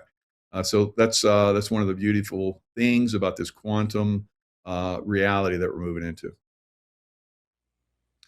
Thank you, Michael. We're going to close out our global defense war with the files that are being released by the administration right now, by the military, the president, which is a perfect dovetail from what we're all just talking about. But we want Derek, to weigh in as well. Quantum technology innovation and this executive order. What does it mean to you, Derek? Well, I love what Rob said, getting into the spiritual form of it. I think that people out there talking about the target audience, I didn't come here to preach, but I will preach. But I think you'd have a lot more to worry about by not being a soldier and becoming a part of what God has given us versus being scared of something. Because if you're reading the Bible, there's nothing to be scared of. If you see what's going on lawfully with President Trump, you'd see that this is actually pretty biblical and it's in our favor. It's nothing to be afraid of. I also think that maybe something a little bit more unconventional is that now JFK, he wanted special operations in every branch of the military. He wanted every soldier to be that high elevated right here, not just boots on the ground and not just tough and gruff and looking like Jaco over here and all the muscles he's got, but he wanted it right here. He wanted every soldier. So when you look at what's going on, Hedseth, there was an article this week about Hedseth must have had some experience in the army and he's taking this personal and he's wiping out and all he wants is yes men. Well, yeah, we do want yes men because if the commander in chief's doing what the commander in chief's supposed to be doing, then every officer under the commander in chief is supposed to be doing what the commander in chief's supposed to be doing. And if the commander in chief goes against the laws and the regulations of the military, then you'll have all of those yes men going, no. Then they'll say no. So the military is supposed to look uniform like that. It is supposed to be a rank structure like that. So when you look at the dynamic of the military, we're going away from everything that we've always been a part of or where we're supposed to be a part of it. Like we're talking about technology and Nikola Tesla and all the things that's been around for years. I was just telling someone this week that we've had drones since the 40s and the 50s. And they were like, what? I'm like, yeah, go look it up. We've had these things. Then you look at the dynamic of God, you look at the dynamic of the Bible and how all the Bible has been redrafted through the years and just little words have been changed, to or for or and all these little different things have been changed through the years. And thank God there's some books that have been preserved that have made it through the hands of time and going like, well, maybe our founders did think a little differently. Maybe our forefathers did think a little differently, our ancestors, etc. So when you get into the mind of the military, and then of course Colonel Lennox here is an expert in this field of quantum, and he's also summed it up very very well one time on one of our panels where he summed it really quick. And Lieutenant Colonel Bosi was like, "Man, if you can't say it that quick, then you probably don't know what the heck you're talking about." But quantum, right? So the technology, the Golden Dome, everything's going away from our traditional military of what people in the target audience thinks of our traditional military. So we're going to have our systems fully functional. And President Trump just mentioned this about, he's like, what is the internet? People never think about what is the internet? Who is the internet? What is it? Where is it? How does it operate? Who functions? Who operates it? So when you think of that, AI, he said it just a week ago, AI is good for the people who use it the correct way. So it still boils back down to people. It always goes back down to people. People corrupt people. It's not organizations, it's not institutions. That's why I'm always taking up for Jaco too. We have these conversations about the CIA and the FBI and all these things. People think, oh, because the entity is corrupt, that the whole thing is corrupt. I'm like, no, people corrupt people. You have to have good soldiers, you have to have good people. God shows this in his word. And it's not always in big numbers. Every bit of every element of God is always a small number going up against a big number. And the small number, because of their faith, took down the big number. So quantum, it also shows President Trump's Executive Order 13885 from the first term. All right. And what people thought that Joe, he terminated it. He didn't terminate it. And there's no mention of the termination of Executive Order 13885 in the law. So it shows you what President Trump said November and December of just this past November and December 2025, that all of the executive actions, this is for the target audience, all of the executive actions of Joe Biden are terminated. All right. When you go look, it said a specific key term in there. And when you go look at the Latin term of it, it's void ab initio. Well, it means it never existed. So he's telling you that 4 years worth never existed in law by quote unquote Joe. If that were true and we were in a normal setting and this wasn't an operation and a president just wiped out 4 years of what is on the Federal Register, still displayed for the target audience because we're not out of the 45, 47 yet.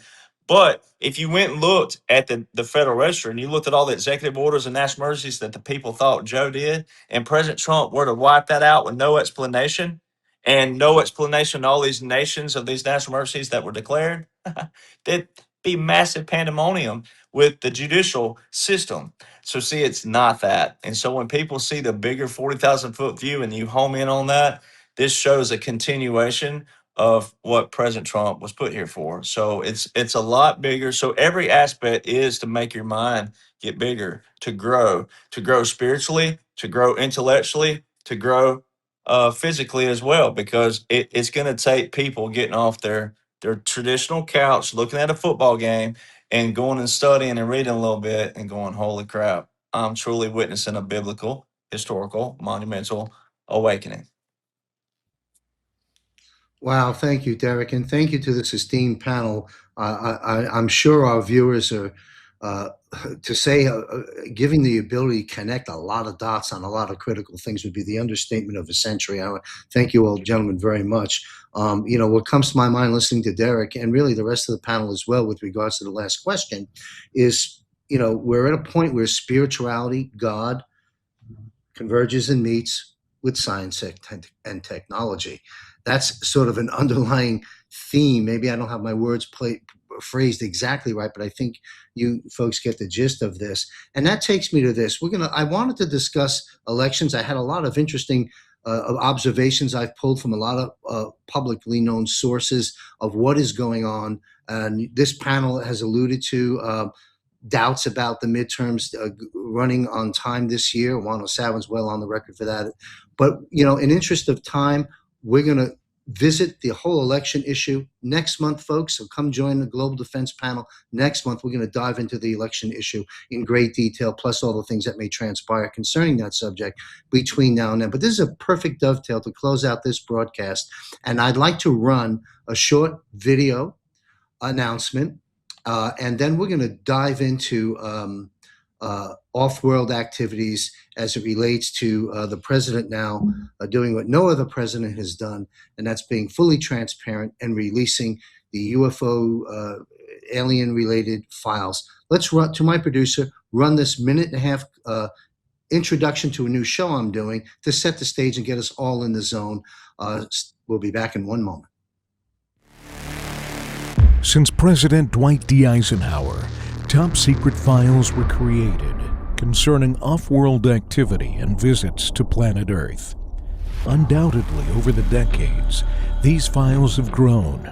Area 51 is commonly known. We've heard and seen images of UFOs, but not until now has this been validated and presented to the American people and to the world, as President Donald J. Trump released the first tranche of top-secret files. This is the beginning.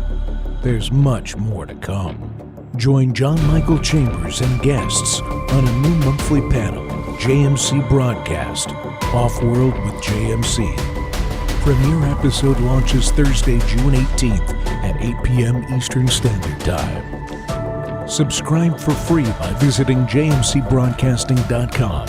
And join us on this intriguing and challenging journey together, taking the Great Awakening to new and higher heights.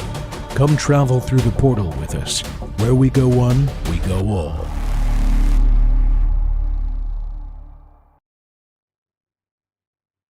I sat down with Alex Collier and Colonel Chuck Sellers, uh, often a panel member here, probably joining us next month. I sat down with Alex and Chuck for the premiere episode of Off World with JMC, published just 12 days ago. You can find that on the Rumble channel and on our website. The next episode features Alex Collier, Dr. Michael Sala, and Bishop Jim O'Connor that Derek Johnson introduced me to last year, who also was a Global Defense War panel member. So stay tuned for that. Now, having brought us into that zone, let's go bring the panel back, if we will, to my producer. I don't have any scripted questions to move us through. It is such a broad topic. So just give us your 40,000-foot view statement as we go through the panel about the president releasing, I think it's the third tranche already out there, the fourth one perhaps on its way very soon. I would speculate that as time goes by, more and more we'll call more difficult to confront for some information may be coming out. I find it interesting also at this time. We have Steven Spielberg, whether it's 2.0 Spielberg or Spielberg is a different conversation. But the film Age of Disclosure Day, I think it's called Disclosure Day Spielberg, a big box office smash right out of the gate. That's come out. At the same time, the president is releasing the real files, as Spielberg's is a film, but is it really a film, or is it telling us what's happened and happening? We have other films coming out. The narrative is definitely being raised now about off-world entities, ETs, extraterrestrials, the Galactic Federation, moving through portals, time travel. All of these subjects aren't crazy. It's going to ruffle some feathers in some areas, and understandably so, in our fellow man. Are they demons? Are they fallen angels? The Bible says this, it contradicts that. That's why we're bringing the bishop on the next broadcast to help us navigate through that. But let's have this panel weigh in anywhere you choose from a 40,000-foot view about off-world activity that is now, I consider it, not a distraction. We one last comment, and I'll turn it over to the panel, is we remember, and Juan O'Savin has brought this to our attention, we remember Hillary Clinton back in the day saying to John Podesta, is it time to pull and use the alien card? One can analyze that, but that was going to be used to confuse and distract, scare, fear, and hurt us all. But instead, Trump trumped them and decided to release the actual files in full honest transparency, responsibly, gradiently to the world. So that's my setup, my commentary on this. There's so much we can get into. Retired Lieutenant Colonel Ricardo Bosi, my good friend, what's your views? We've covered this on Bosi Briefs, but what's your views on this panel about that subject that I just bundled up for all of us? Take it away, sir. Thanks, John. I personally find this very exciting. I've, like many, been waiting for this to come out. You can only sit on something for so long. And we all have different experiences, some very little, some life-changing.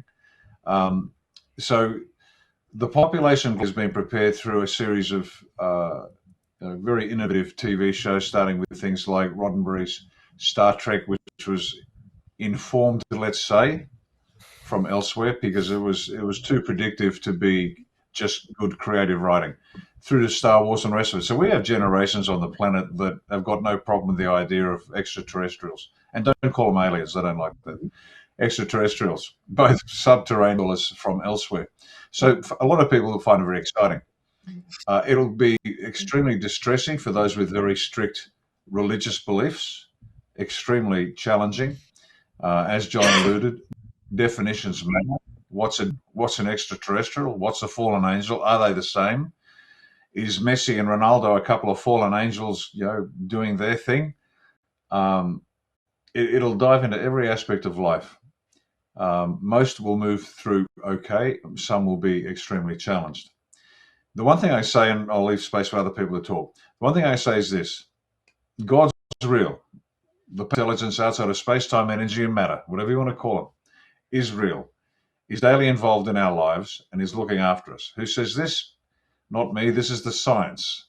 If people are confused with ETs and the Supreme Creator, they should read the book The Return of the God Hypothesis by Dr. Stephen Meyer. He analyzes the science behind everything that's occurred on Earth and proves that the only rational explanation for everything that we're experiencing is this Creator, this powerful intelligence outside of space, time, and energy, matter, who is theistic in nature, not deistic. And the difference being this: deistic is that God created the universe and just took his hands off the wheel, and he's wondering what we're going to do with it. Well, the evidence, the science, and even this is from the materialistic and atheistic scientists, even they say that the only reasonable explanation is a theistic model where the Creator is daily involved in our lives. Now, the reason I say that is there's so much to talk about here, but a lot of people are going to need a safety net to fall into. And the first part of that safety net is God is real. And he's more than benevolent. He is everything that you'd want your God to be, in a Christian sense anyway, not a Christian God, but you understand. He's not some lunatic, scimitar-wielding murderer. The second part of that safety net is Jesus Christ. Jesus Christ, his role is real. So if everything else starts to fall apart, pray to Jesus, pray to God through Jesus. Their lines are open. You'll always get an answer. As Andrew Clavin says, the lines are open and no call is rejected. So I only mention that because people will be challenged. It'll be very exciting, but some will be in trouble. So just pray to the right guy, through the right guy. Pray to the God that Jesus prayed to at Gethsemane. And if you have the challenges, and that'll get you through, and that'll free you up to really begin to experience the absolute wonder that is God's creation. I'll leave it there. Thank you, sir. So important, very important words. Thank you very much. Colonel Tom Lennox, if you care to weigh in on this subject, I know you know quite a bit about it. I understand that the Palladians call God the divine creator, and that most of the off-worlders, we'll call them off-worlders, see the divine creator as just that, the divine creator. And they've never seen him. None of us have ever seen him. We know that God created us in his image, and our soul is directly related to God. God is within us. And as we look at the off-world people, we have to understand that they have a relationship with God just like we do. And that the Spirit, the Holy Spirit, Jesus Christ, God, they will answer your questions, whatever they might be. When we look at I've seen a couple of the ships. I was driving in Florida, and occasionally you can see a ship that comes out of the clouds. One day with my brother, we saw two of them. I know they're real. I know that Jupiter is the home of the Galactic Federation. I know that we have people who time travel there all the time. I believe that during the 21 to 25 period that Donald Trump spent significant amounts of time off-world. I call it off-world. I know that Tartarian capital was actually on the moon. I know that we've got people operating well outside of our home on the earth. I understand that we sent 12 soldiers to another galaxy some 30 years ago. 8 of those soldiers returned home. 2 of those soldiers died, and 2 of the soldiers chose to stay where they had landed. It's very real. They're good people. They're also not so good people. We've got the reptilians and the Greys who've been here for years. We had the giants for a while. And most are just like us. The problem we've had for years is they don't trust us because we have so many wars. And we're starting to get more trust because Donald Trump is taking care of the war issue to a large extent. I believe that they will be the greatest friends we've ever had, and that as we ascend, and I do believe we're going to all ascend, those who are willing to, that we will move into the 5th, 6th, 7th,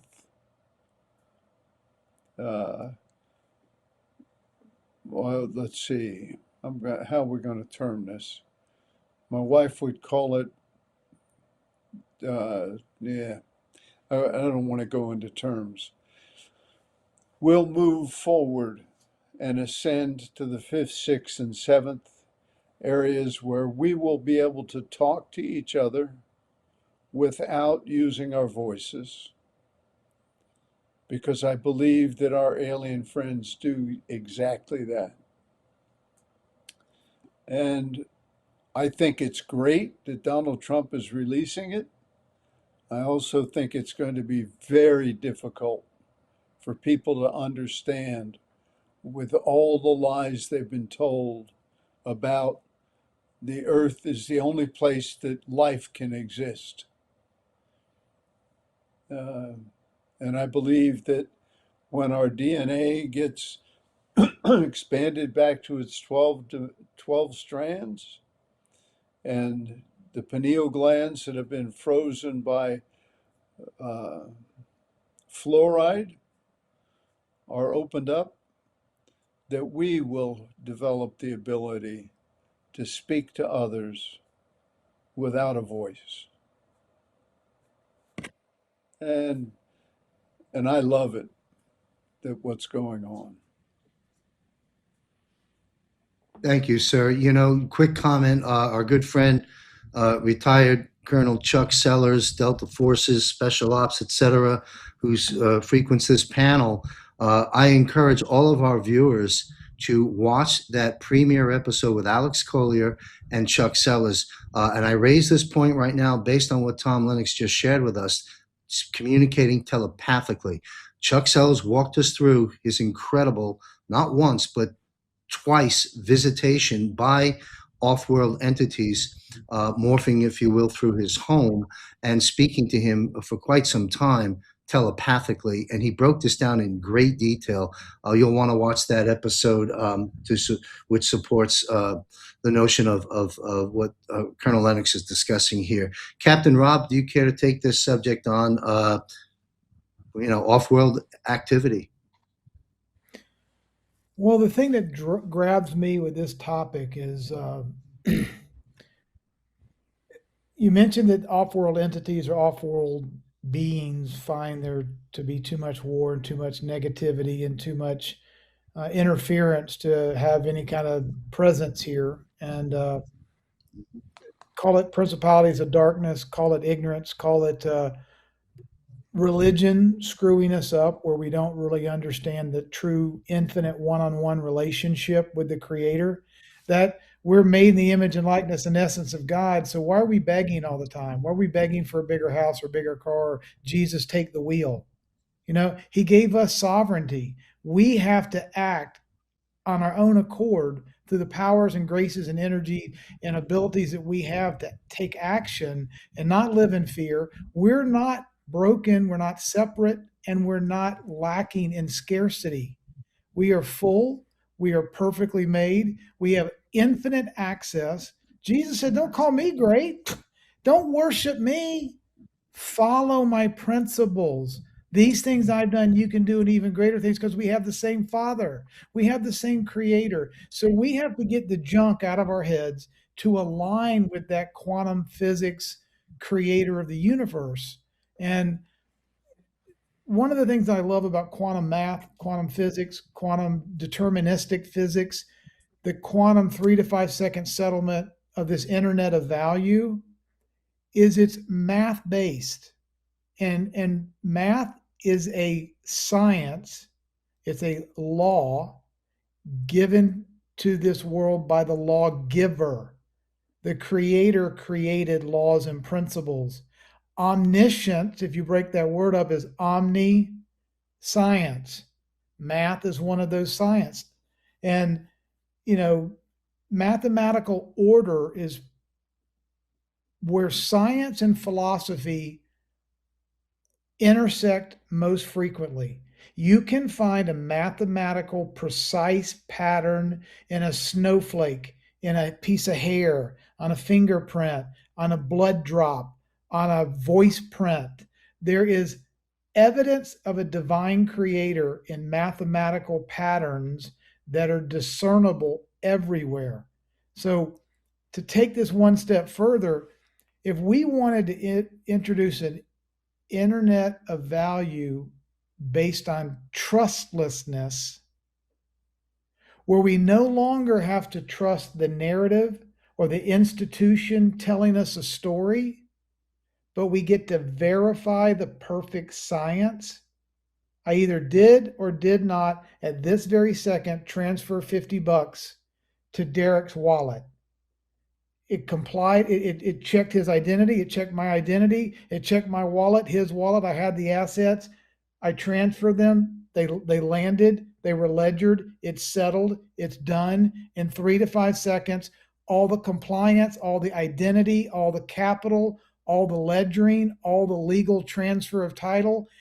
Everything happens in this system in 3 to 5 seconds. And we don't have to trust a Rothschild, a JP Morgan banker, a regulator in Washington, D.C., because this math that runs on mathematical precision can extract human emotions, greed, blackmail, stupidity, ignorance, capture whatever, and we can get into a state of trustlessness that's verifiable. That, to me, that's just a tiny drop of how we can make a transition as a civilization from having to trust a bunch of people. The power of life and death comes from the tongue. A lot of people are stupid. A lot of people are caught in bad systems. A lot of people are ignorant, atheist, dark. They don't give a damn about anything but themselves. And yet we live in this world where we have to take everybody's word for something. There's always an authority, a figure, a badge, a title, an office, a power. Everything gets distributed and everybody has their own agenda. And we live in a world of narratives. How about if we transition out of that world into a world of verifiable evidence where we don't have to take anybody's word for it? That changes civilizational architecture just through mathematics alone. So this topic fascinates me. And your talking points fascinate me. Great information, great insights. Thank you, sir. And I love that word, trustlessness. That is so powerful. And you really brought home your message concerning this. Thank you very much. Michael Jaco, take it on, my friend. Yeah, Ricardo alluded to Star Trek as being a historical narrative, and I think that's what we're going to find out eventually. If you look at Star Trek, came out in 1966, 30 years. You might remember Captain Kirk. He would have this flip phone that he would flip up, and Scotty, beam me up. Yes. So when did that flip phone come out? Came out 30 years, almost to the date later, and it was called Star Tac. And so we have a lot of this forward. Now, I was involved in GPS when the first satellites went up in the military. We were, designing it and, running our vehicles with GPS. Man, what an incredible leap forward. And almost 20 years later, 18, President Clinton said, all right, we're going to release this to the public. So the public started getting GPS. So we have a lot of this technology that's waiting for us. I had a friend that worked for RCA, and he said 20 years before the plasma TV came out, they were seeing it. And they said that the reason why they weren't going to release it now is because they had all these different, TVs stacked up, and they were going to make, money from them and so forth, and eventually, release that. So I remember when the internet came out, my parents, they weren't going to have anything to do with it. They were going to have no computers, and of course, eventually they did. Now these technologies are waiting for us. We are the factor that's keeping them from coming forward. And some other factors, Majestic 12, which is basically a group of individuals all the way back to President Kennedy's time frame, which wanted him assassinated because he was going to release stuff on, extraterrestrials as well as other things. But these are the things that, have been blocking us. This group that's basically aligned with corporations that wanted the control of these technologies, and they would release them when and if they desired, where it would be more beneficial for them, not us. So we're moving into the realm where we, the people, will start to benefit, not these corporate entities that are very, very violent.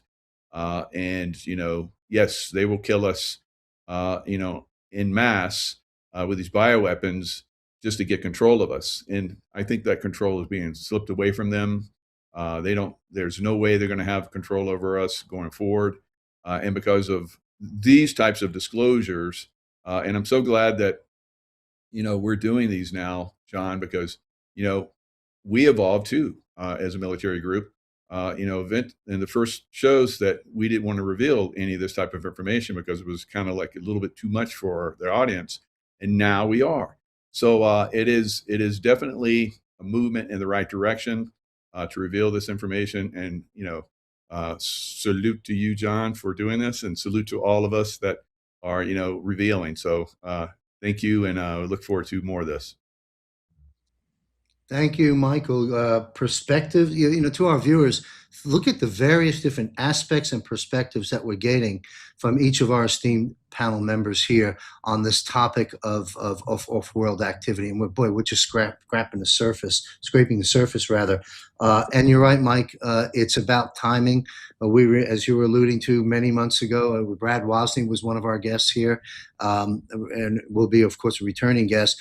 Sort of opened it up. And we covered it, and I backed off and didn't want to go there just yet as a matter of timing. But the president opened the doors for us all, and we thank our commander-in-chief and President Donald Trump for that. And now, great minds like yours, we can start taking it on, and all of us go through this journey together, helping one another make sense of this and welcome it. And to Tom Lennox's point, there are probably some bad entities out there, like there certainly are here at home.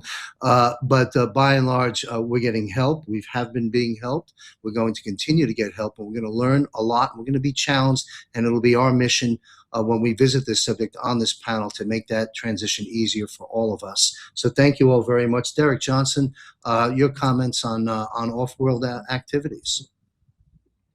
Well, I always have to break the ice with a few jokes. I mean, anybody's ever looked at Whoopi Goldberg ought to know there are extraterrestrials, right? But, it, it is. It's so true. We did have to pull the reins back a little bit, where we had to rein it in and go, because some of the target audience, as we talked about, they will absolutely, just because you talk about something they completely disagree with, they'll forget about the other 98% that they agree with and just discard you, right? And so you do have to be careful. But it's also true, if everybody listening will look back, like Jaco was just talking about, at every facet of life, somewhere, somehow, some way, there was something that someone either already knew about, their family member was telling you about it, that you didn't know about, the mainstream didn't know it. And then there was also the revelation of it, and people were either hesitant, didn't want to jump on board, they were either laggards, or they were straight out the gate all about it. So it goes back to, like Lieutenant Colonel was talking about, Bosi, about the religion, right? It depends on who you are. But I like to be the kind of like my grandpa was. My grandpa, he had the Native American mindset where he was open to all things. He was but he was grounded in his faith so much, like Rob was talking about. When you're grounded so much in your faith and your spirituality, you already have every bit of what God has bestowed you in the holy word of God. He tells you all the time, like, there's nothing to fear because I already have everything around you. You've got angels around you, everything's commanded to you. All you have to do is put the faith in God when you're facing any battle, whether it's an actual spiritual battle, emotional battle, physical battle. If you'll put the faith in God, He's going to be there for you no matter what it is. We don't have to sit and wane and worry and fret and all these other things. It's already there. We have that built in us. And so that's part of, sometimes people do have to motivate others. But when it comes to things like this, my grandpa was always cool. He was like, look, I don't know. We'd go out at night, we look at the stars and the moon and everything. And he'd say, I know one thing, my eyes see that. It doesn't have to know exactly all the answers, but my eyes can see the stars, my eyes can see the moon. But it's kind of like the moon landing, right? The moon landing.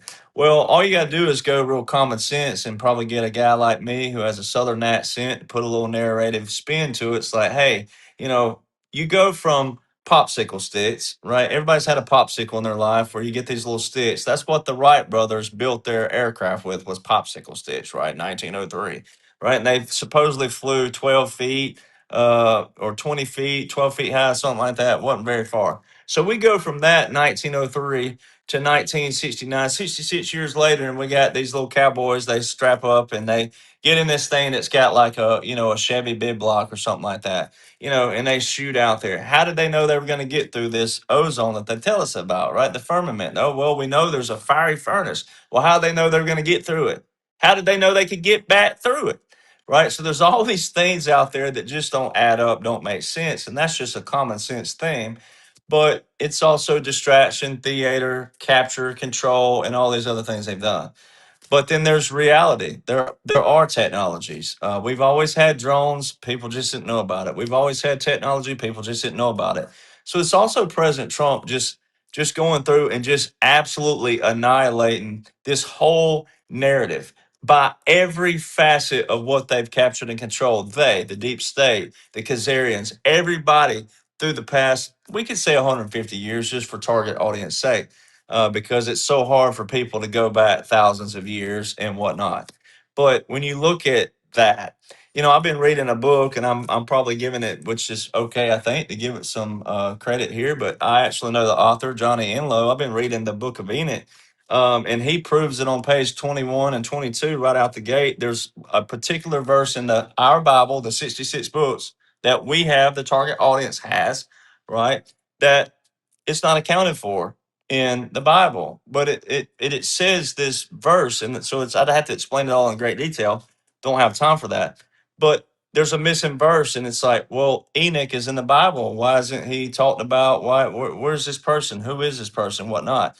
But there's this book of Enoch that the Ethiopians have had, and all these other things. Well, it's like, so I tell people all the time, people like Lieutenant Colonel was talking about are so strict in their religion that they can't even see or even want to know that there may be more books to the Bible. There may be more prophets out there. There may be more people out there that connect. And it wouldn't be a bad thing. As long as their spirit aligns with the good things of God, it shouldn't be a bad thing. So my grandfather was one of those that always instilled in me that there's no way we can know everything, but everyone on earth can know a little bit of something.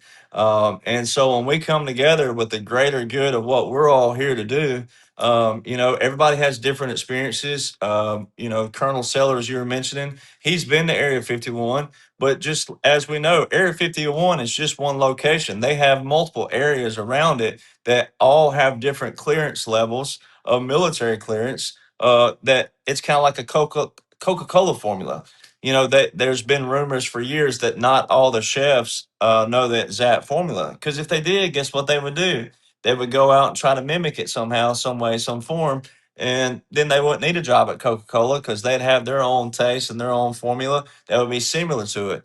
Then there'd be lawsuits. Then we get into the man-made stuff that Rob and I talk about. Then you then you get into the lawsuits, right? What's this law and what's this law and all that. So I always like to home it in a little bit for people to go, what if there's something about God that you don't know about? And a preacher friend of mine says that all the time to atheists. He said, well, what if there's something about God you just don't know about? And why are you so mad to know that maybe there's something out there a little bit bigger and greater than you?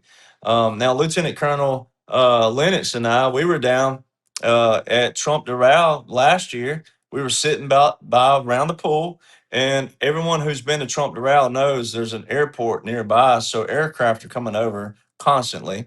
All right, and then also because it's so close proximity to an airport, they're real low to the ground, not a typical 50, 80, 100 miles out where aircraft could still be at a pretty high elevation and altitude. But he and I were sitting there, look up. We had all kinds of people by the pool out there. We're sitting by the pool, and there were probably 30 people in our group alone sitting there, and everybody got to witness this. And I said, look up. I have it on this phone. And matter of fact, John, you and I were talking about it, and you had asked me that I had that clip. And I'm going to tell you what, again, I know my phone. I'm pretty good with technology, but it went missing on my phone for a while. A video that I've had went missing, and all of a sudden it pops back up on my phone. All right, at a different timestamp. All right, so that's God, and also some other stuff, the timing as we talk about, because I know technology, I know what I have on my phone. I have two phones, and then one phone has 34,000 photos on it, and I didn't film it on that phone because of the storage space. So that tells you right there the timing of everything and how God works with timing. But Lieutenant Colonel, we sat there and we watched a ship, and you can see it on my phone. I also have multiple other ones at night in an Alabama location, and I took some friends out there, and so happened everybody got to witness it. And then when you film them, you can zoom in on a good iPhone, especially like the 17 Pro, like I have, and you can pull in and you can get real close to seeing all these different colorations. And it's things that have been described in the Bible. It's things that have been described with fallen angels and different things and different, like different structures, but how they've been drawn. So, I tell people all the time, the Bible says it. The Bible talks about fallen angels. The Bible talks about demons, demonic spirits. Not that we want that, but we have to address that where we know our enemy, as Rob was talking about. We always have to know who our enemy is. We have to know this. And the same thing that JFK. So all this all ties in. JFK talking about special operations always in every force. So there's your physical on earth, but then you have your God and your spiritual, and the Bible tells you these things. So, if we're trusting God or Yeshua or the Great Spirit, if you're Native American, if you're trusting that spirit though, and you're in that spirit always, as we are the temple of Christ, then we're going to be able to identify those things. But you shouldn't be afraid of those either. And you shouldn't be afraid to identify those either. And so what President Trump's doing is opening that massive can. And, it's coming whether you like it or not. So it's one of those things, again, it may be a subject you don't have to completely look at and you can put aside. But because it's spiritual related and God related, I think you should go ahead and tackle that and be open to what you hear and then what God reveals to you also in your own spirit. Because at the same time, God does give us dreams. He gives us visions. The Bible also talks about that. So when Jaco talks about certain things about the past or either things that he's thought of or the future or whatever it is, God reveals that to us.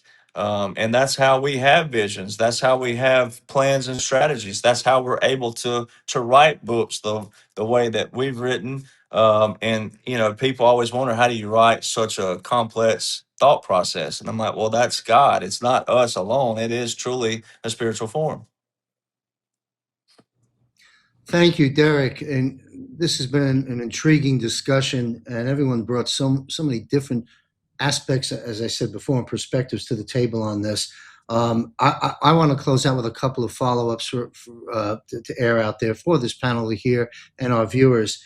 I looked at the reviews of the launch of Off-World Show with Alex Collier and Chuck Sellers, and it was a risk I took.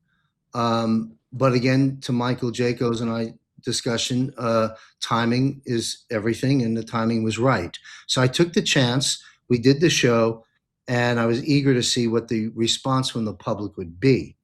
And much to my satisfaction, By my own estimates, I would say probably 95% of the public responses were extremely favorable.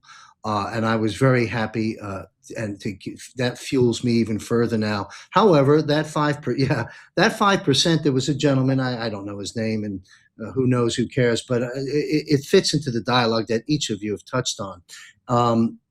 This gentleman, one of the 5% that didn't necessarily care for the broadcast, actually went as far as to say, "Hey, Chambers, I've been following you for a long time, and I'm disconnecting and unfollowing everything. I thought you were a man of God, and by bringing on these two godless men, I'm done with you." Wow. I mean, but that's out there. Calling Chuck Sellers and Alex Collier and me godless men. Whew, talk about a misunderstanding. But, that's why I'm bringing on Bishop Jim O'Connor. Thank you for that introduction, Derek. And we should probably have him back on this panel at one point. He's going to join us next month. And I'm going to take some of the excerpts from you gentlemen and run them on that show as well, because I'm trying to help the people bridge that gap. So this has been very valuable in that regard. So Dr. Sala will join me and Alex Collier and Bishop O'Connor next month. And I'd like to my producer, extend an invitation to the members on this panel for those that may have an interest in joining the monthly show for a cameo at some point, because I can see that everyone on this panel has great perspectives and some firsthand experience. Mike Jaco, for certain, I'd love for you to join us at some point, and Colonel Sellers. But the invitation will go out to everyone. And if you're interested, we'd love to have you join us in a future episode there. I've got to wrap this broadcast up, but it's been an incredible Global Defense War panel. I thank you all very much. But before we go, let's put up an image. And I'd like each panel member for 60 seconds or less to comment on it. Put up the image of Big Mike. There's Big Mike. Okay, why am I doing this? Well, we're having a little fun on this broadcast, but also this was significant. This fighter, UFC Freedom 250, surprises everyone with off the cuff, seemingly, statement, paraphrasing, "Michelle Obama is a man. Am I right, America?" Okay, so I'd like the panel to weigh in 60 seconds or less. Top of the panel, let's go full screen, go panel screen with Ricardo Bosi, and then we'll go through the panel in 60 seconds or less. What do you make of that? My only comment, and I'll put it out here now, we'll go through the panel and we'll wrap the show up, is if you had another first lady, Jackie O, Melania Trump, pick a first lady, who it's obviously an important, prestigious position, the First Lady of the United States. I would go out on a limb and say that if that happened to another First Lady, they would probably file a defamation of character lawsuit. How dare you do that to such a large audience on an event on the White House lawn being hosted by the President of the United States, and dare call a First Lady a man? They would probably sue. Last time I checked, there's no lawsuit filed, because in lawsuits, there's something little detail called discovery. And I think that discovery would discover the narrative of the fighter may be accurate. Having said that, top of the panel, Ricardo Bosi, weigh in if you will, go any way you like, take it away. Big Mike, UFC, by chance, part of the plan, whatever you want to go. Okay, I'll start off with this. There's a meme. You see a gentleman sitting on the edge of the bed with his head in his hands and a beautiful wife in the bed. And she says, "Darling, having a small penis isn't a problem." And he said, "Yes, I know, but I wish you didn't have one at all." Minor details. That was a snipe. Right. And so what the UFC fighter did, that was a sniper shot. Beautifully, it was the right weapon, the right caliber, the right range, the right target, delivered with exquisite precision. Send it. And the timing of it and the delivery was exactly right. because that's the opening salvo, believe it or not. That's the opening shot to people discovering that just about every Hollywood star that wears a skirt's a bloke, and everyone that wears pants is actually a girl, and that's going to break a lot of hearts.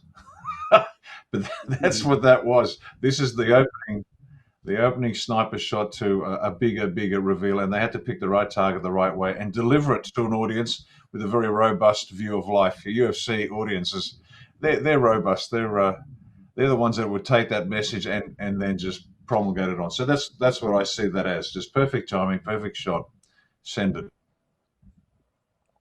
Thank you. Sniper shot. Got it. Thanks a lot. Colonel Tom Lennox, your view on Big Mike and UFC fighter. The UFC fighter was right on target. Big Mike's mother left Michelle's mother left everything to Michael Robinson, her only child. So Understood. for years, I've known that Big Mike was, and they say some people caught him, he and Barack doing their thing in the White House. Anyhow. I'm sure. Yes.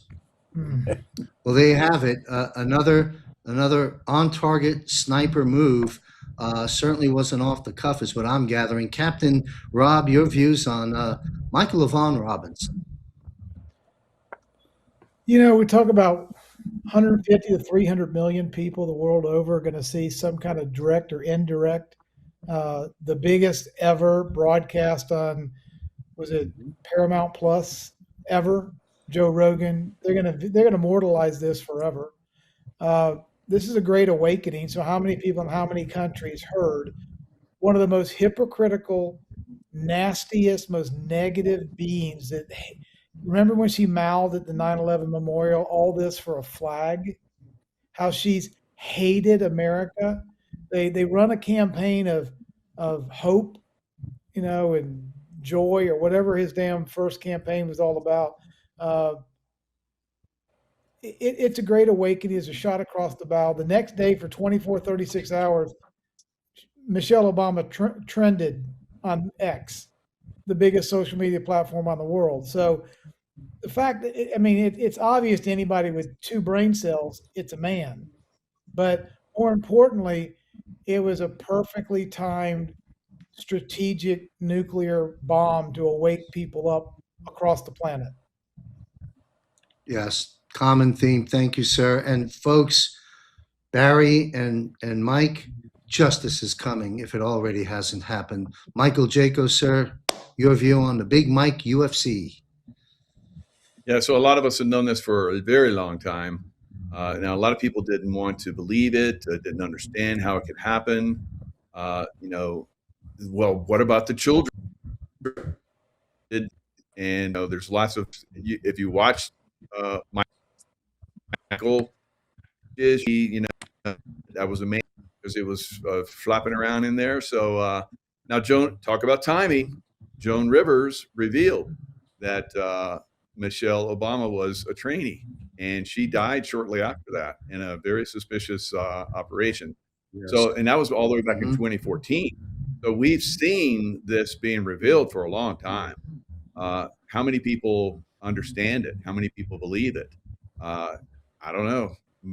Are we at that 70-30, 80-20? I don't think we're close. So we still have a lot to reveal, and it's going to be exciting going forward to watch people wake up. You bet. Thank you, Michael. Derek Johnson, close us out. Big Mike, what say you?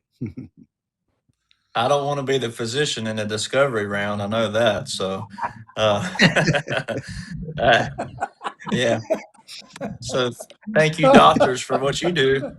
I don't want to be that one.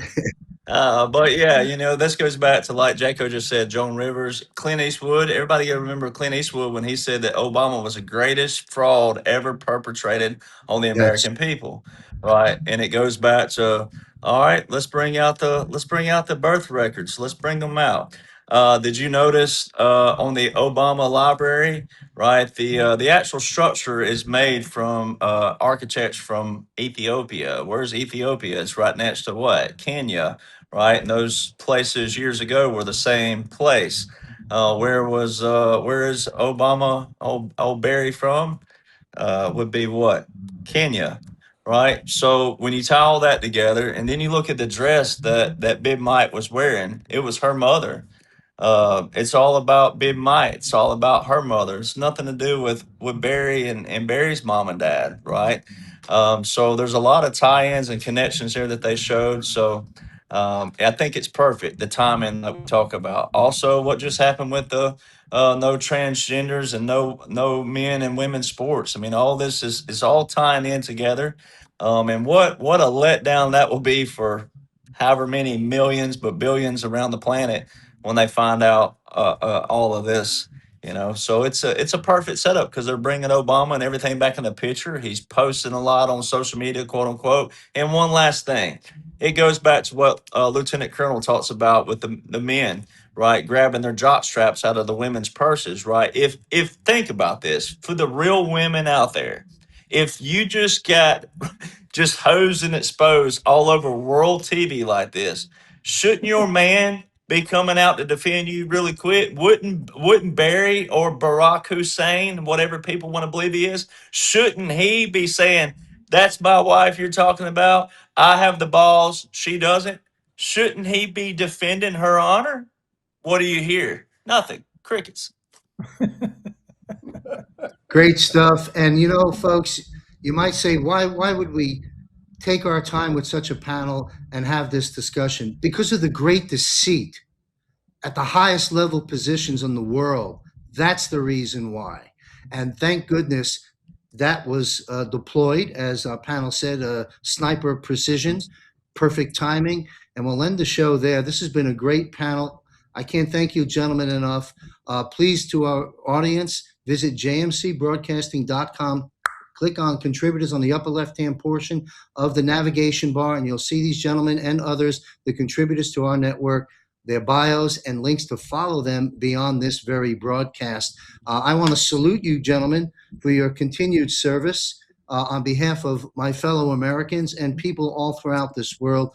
Thank you all very much. Stay safe, and don't forget to get a bigger bucket for your popcorn. Thank you all very much. I'll be right back with an important announcement about Bosi briefs. I'll be right back. Thank you, Zara.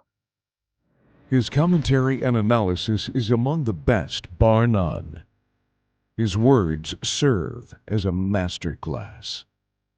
He deconstructs the deceptions of the PSYOP war.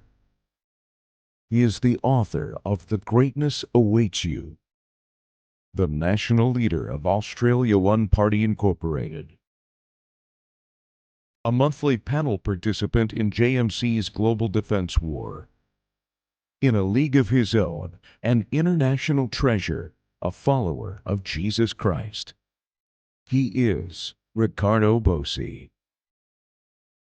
Ricardo Bosi is a published author and speaker, international business consultant, former Australian Army Special Forces Lieutenant Colonel, having served 24 years in the Australian Army, including postings to the Special Air Service Regiment, the 1st Commando Regiment, Headquarters Special Operations, and the U.S. Combined Joint Task Force Headquarters in Kuwait.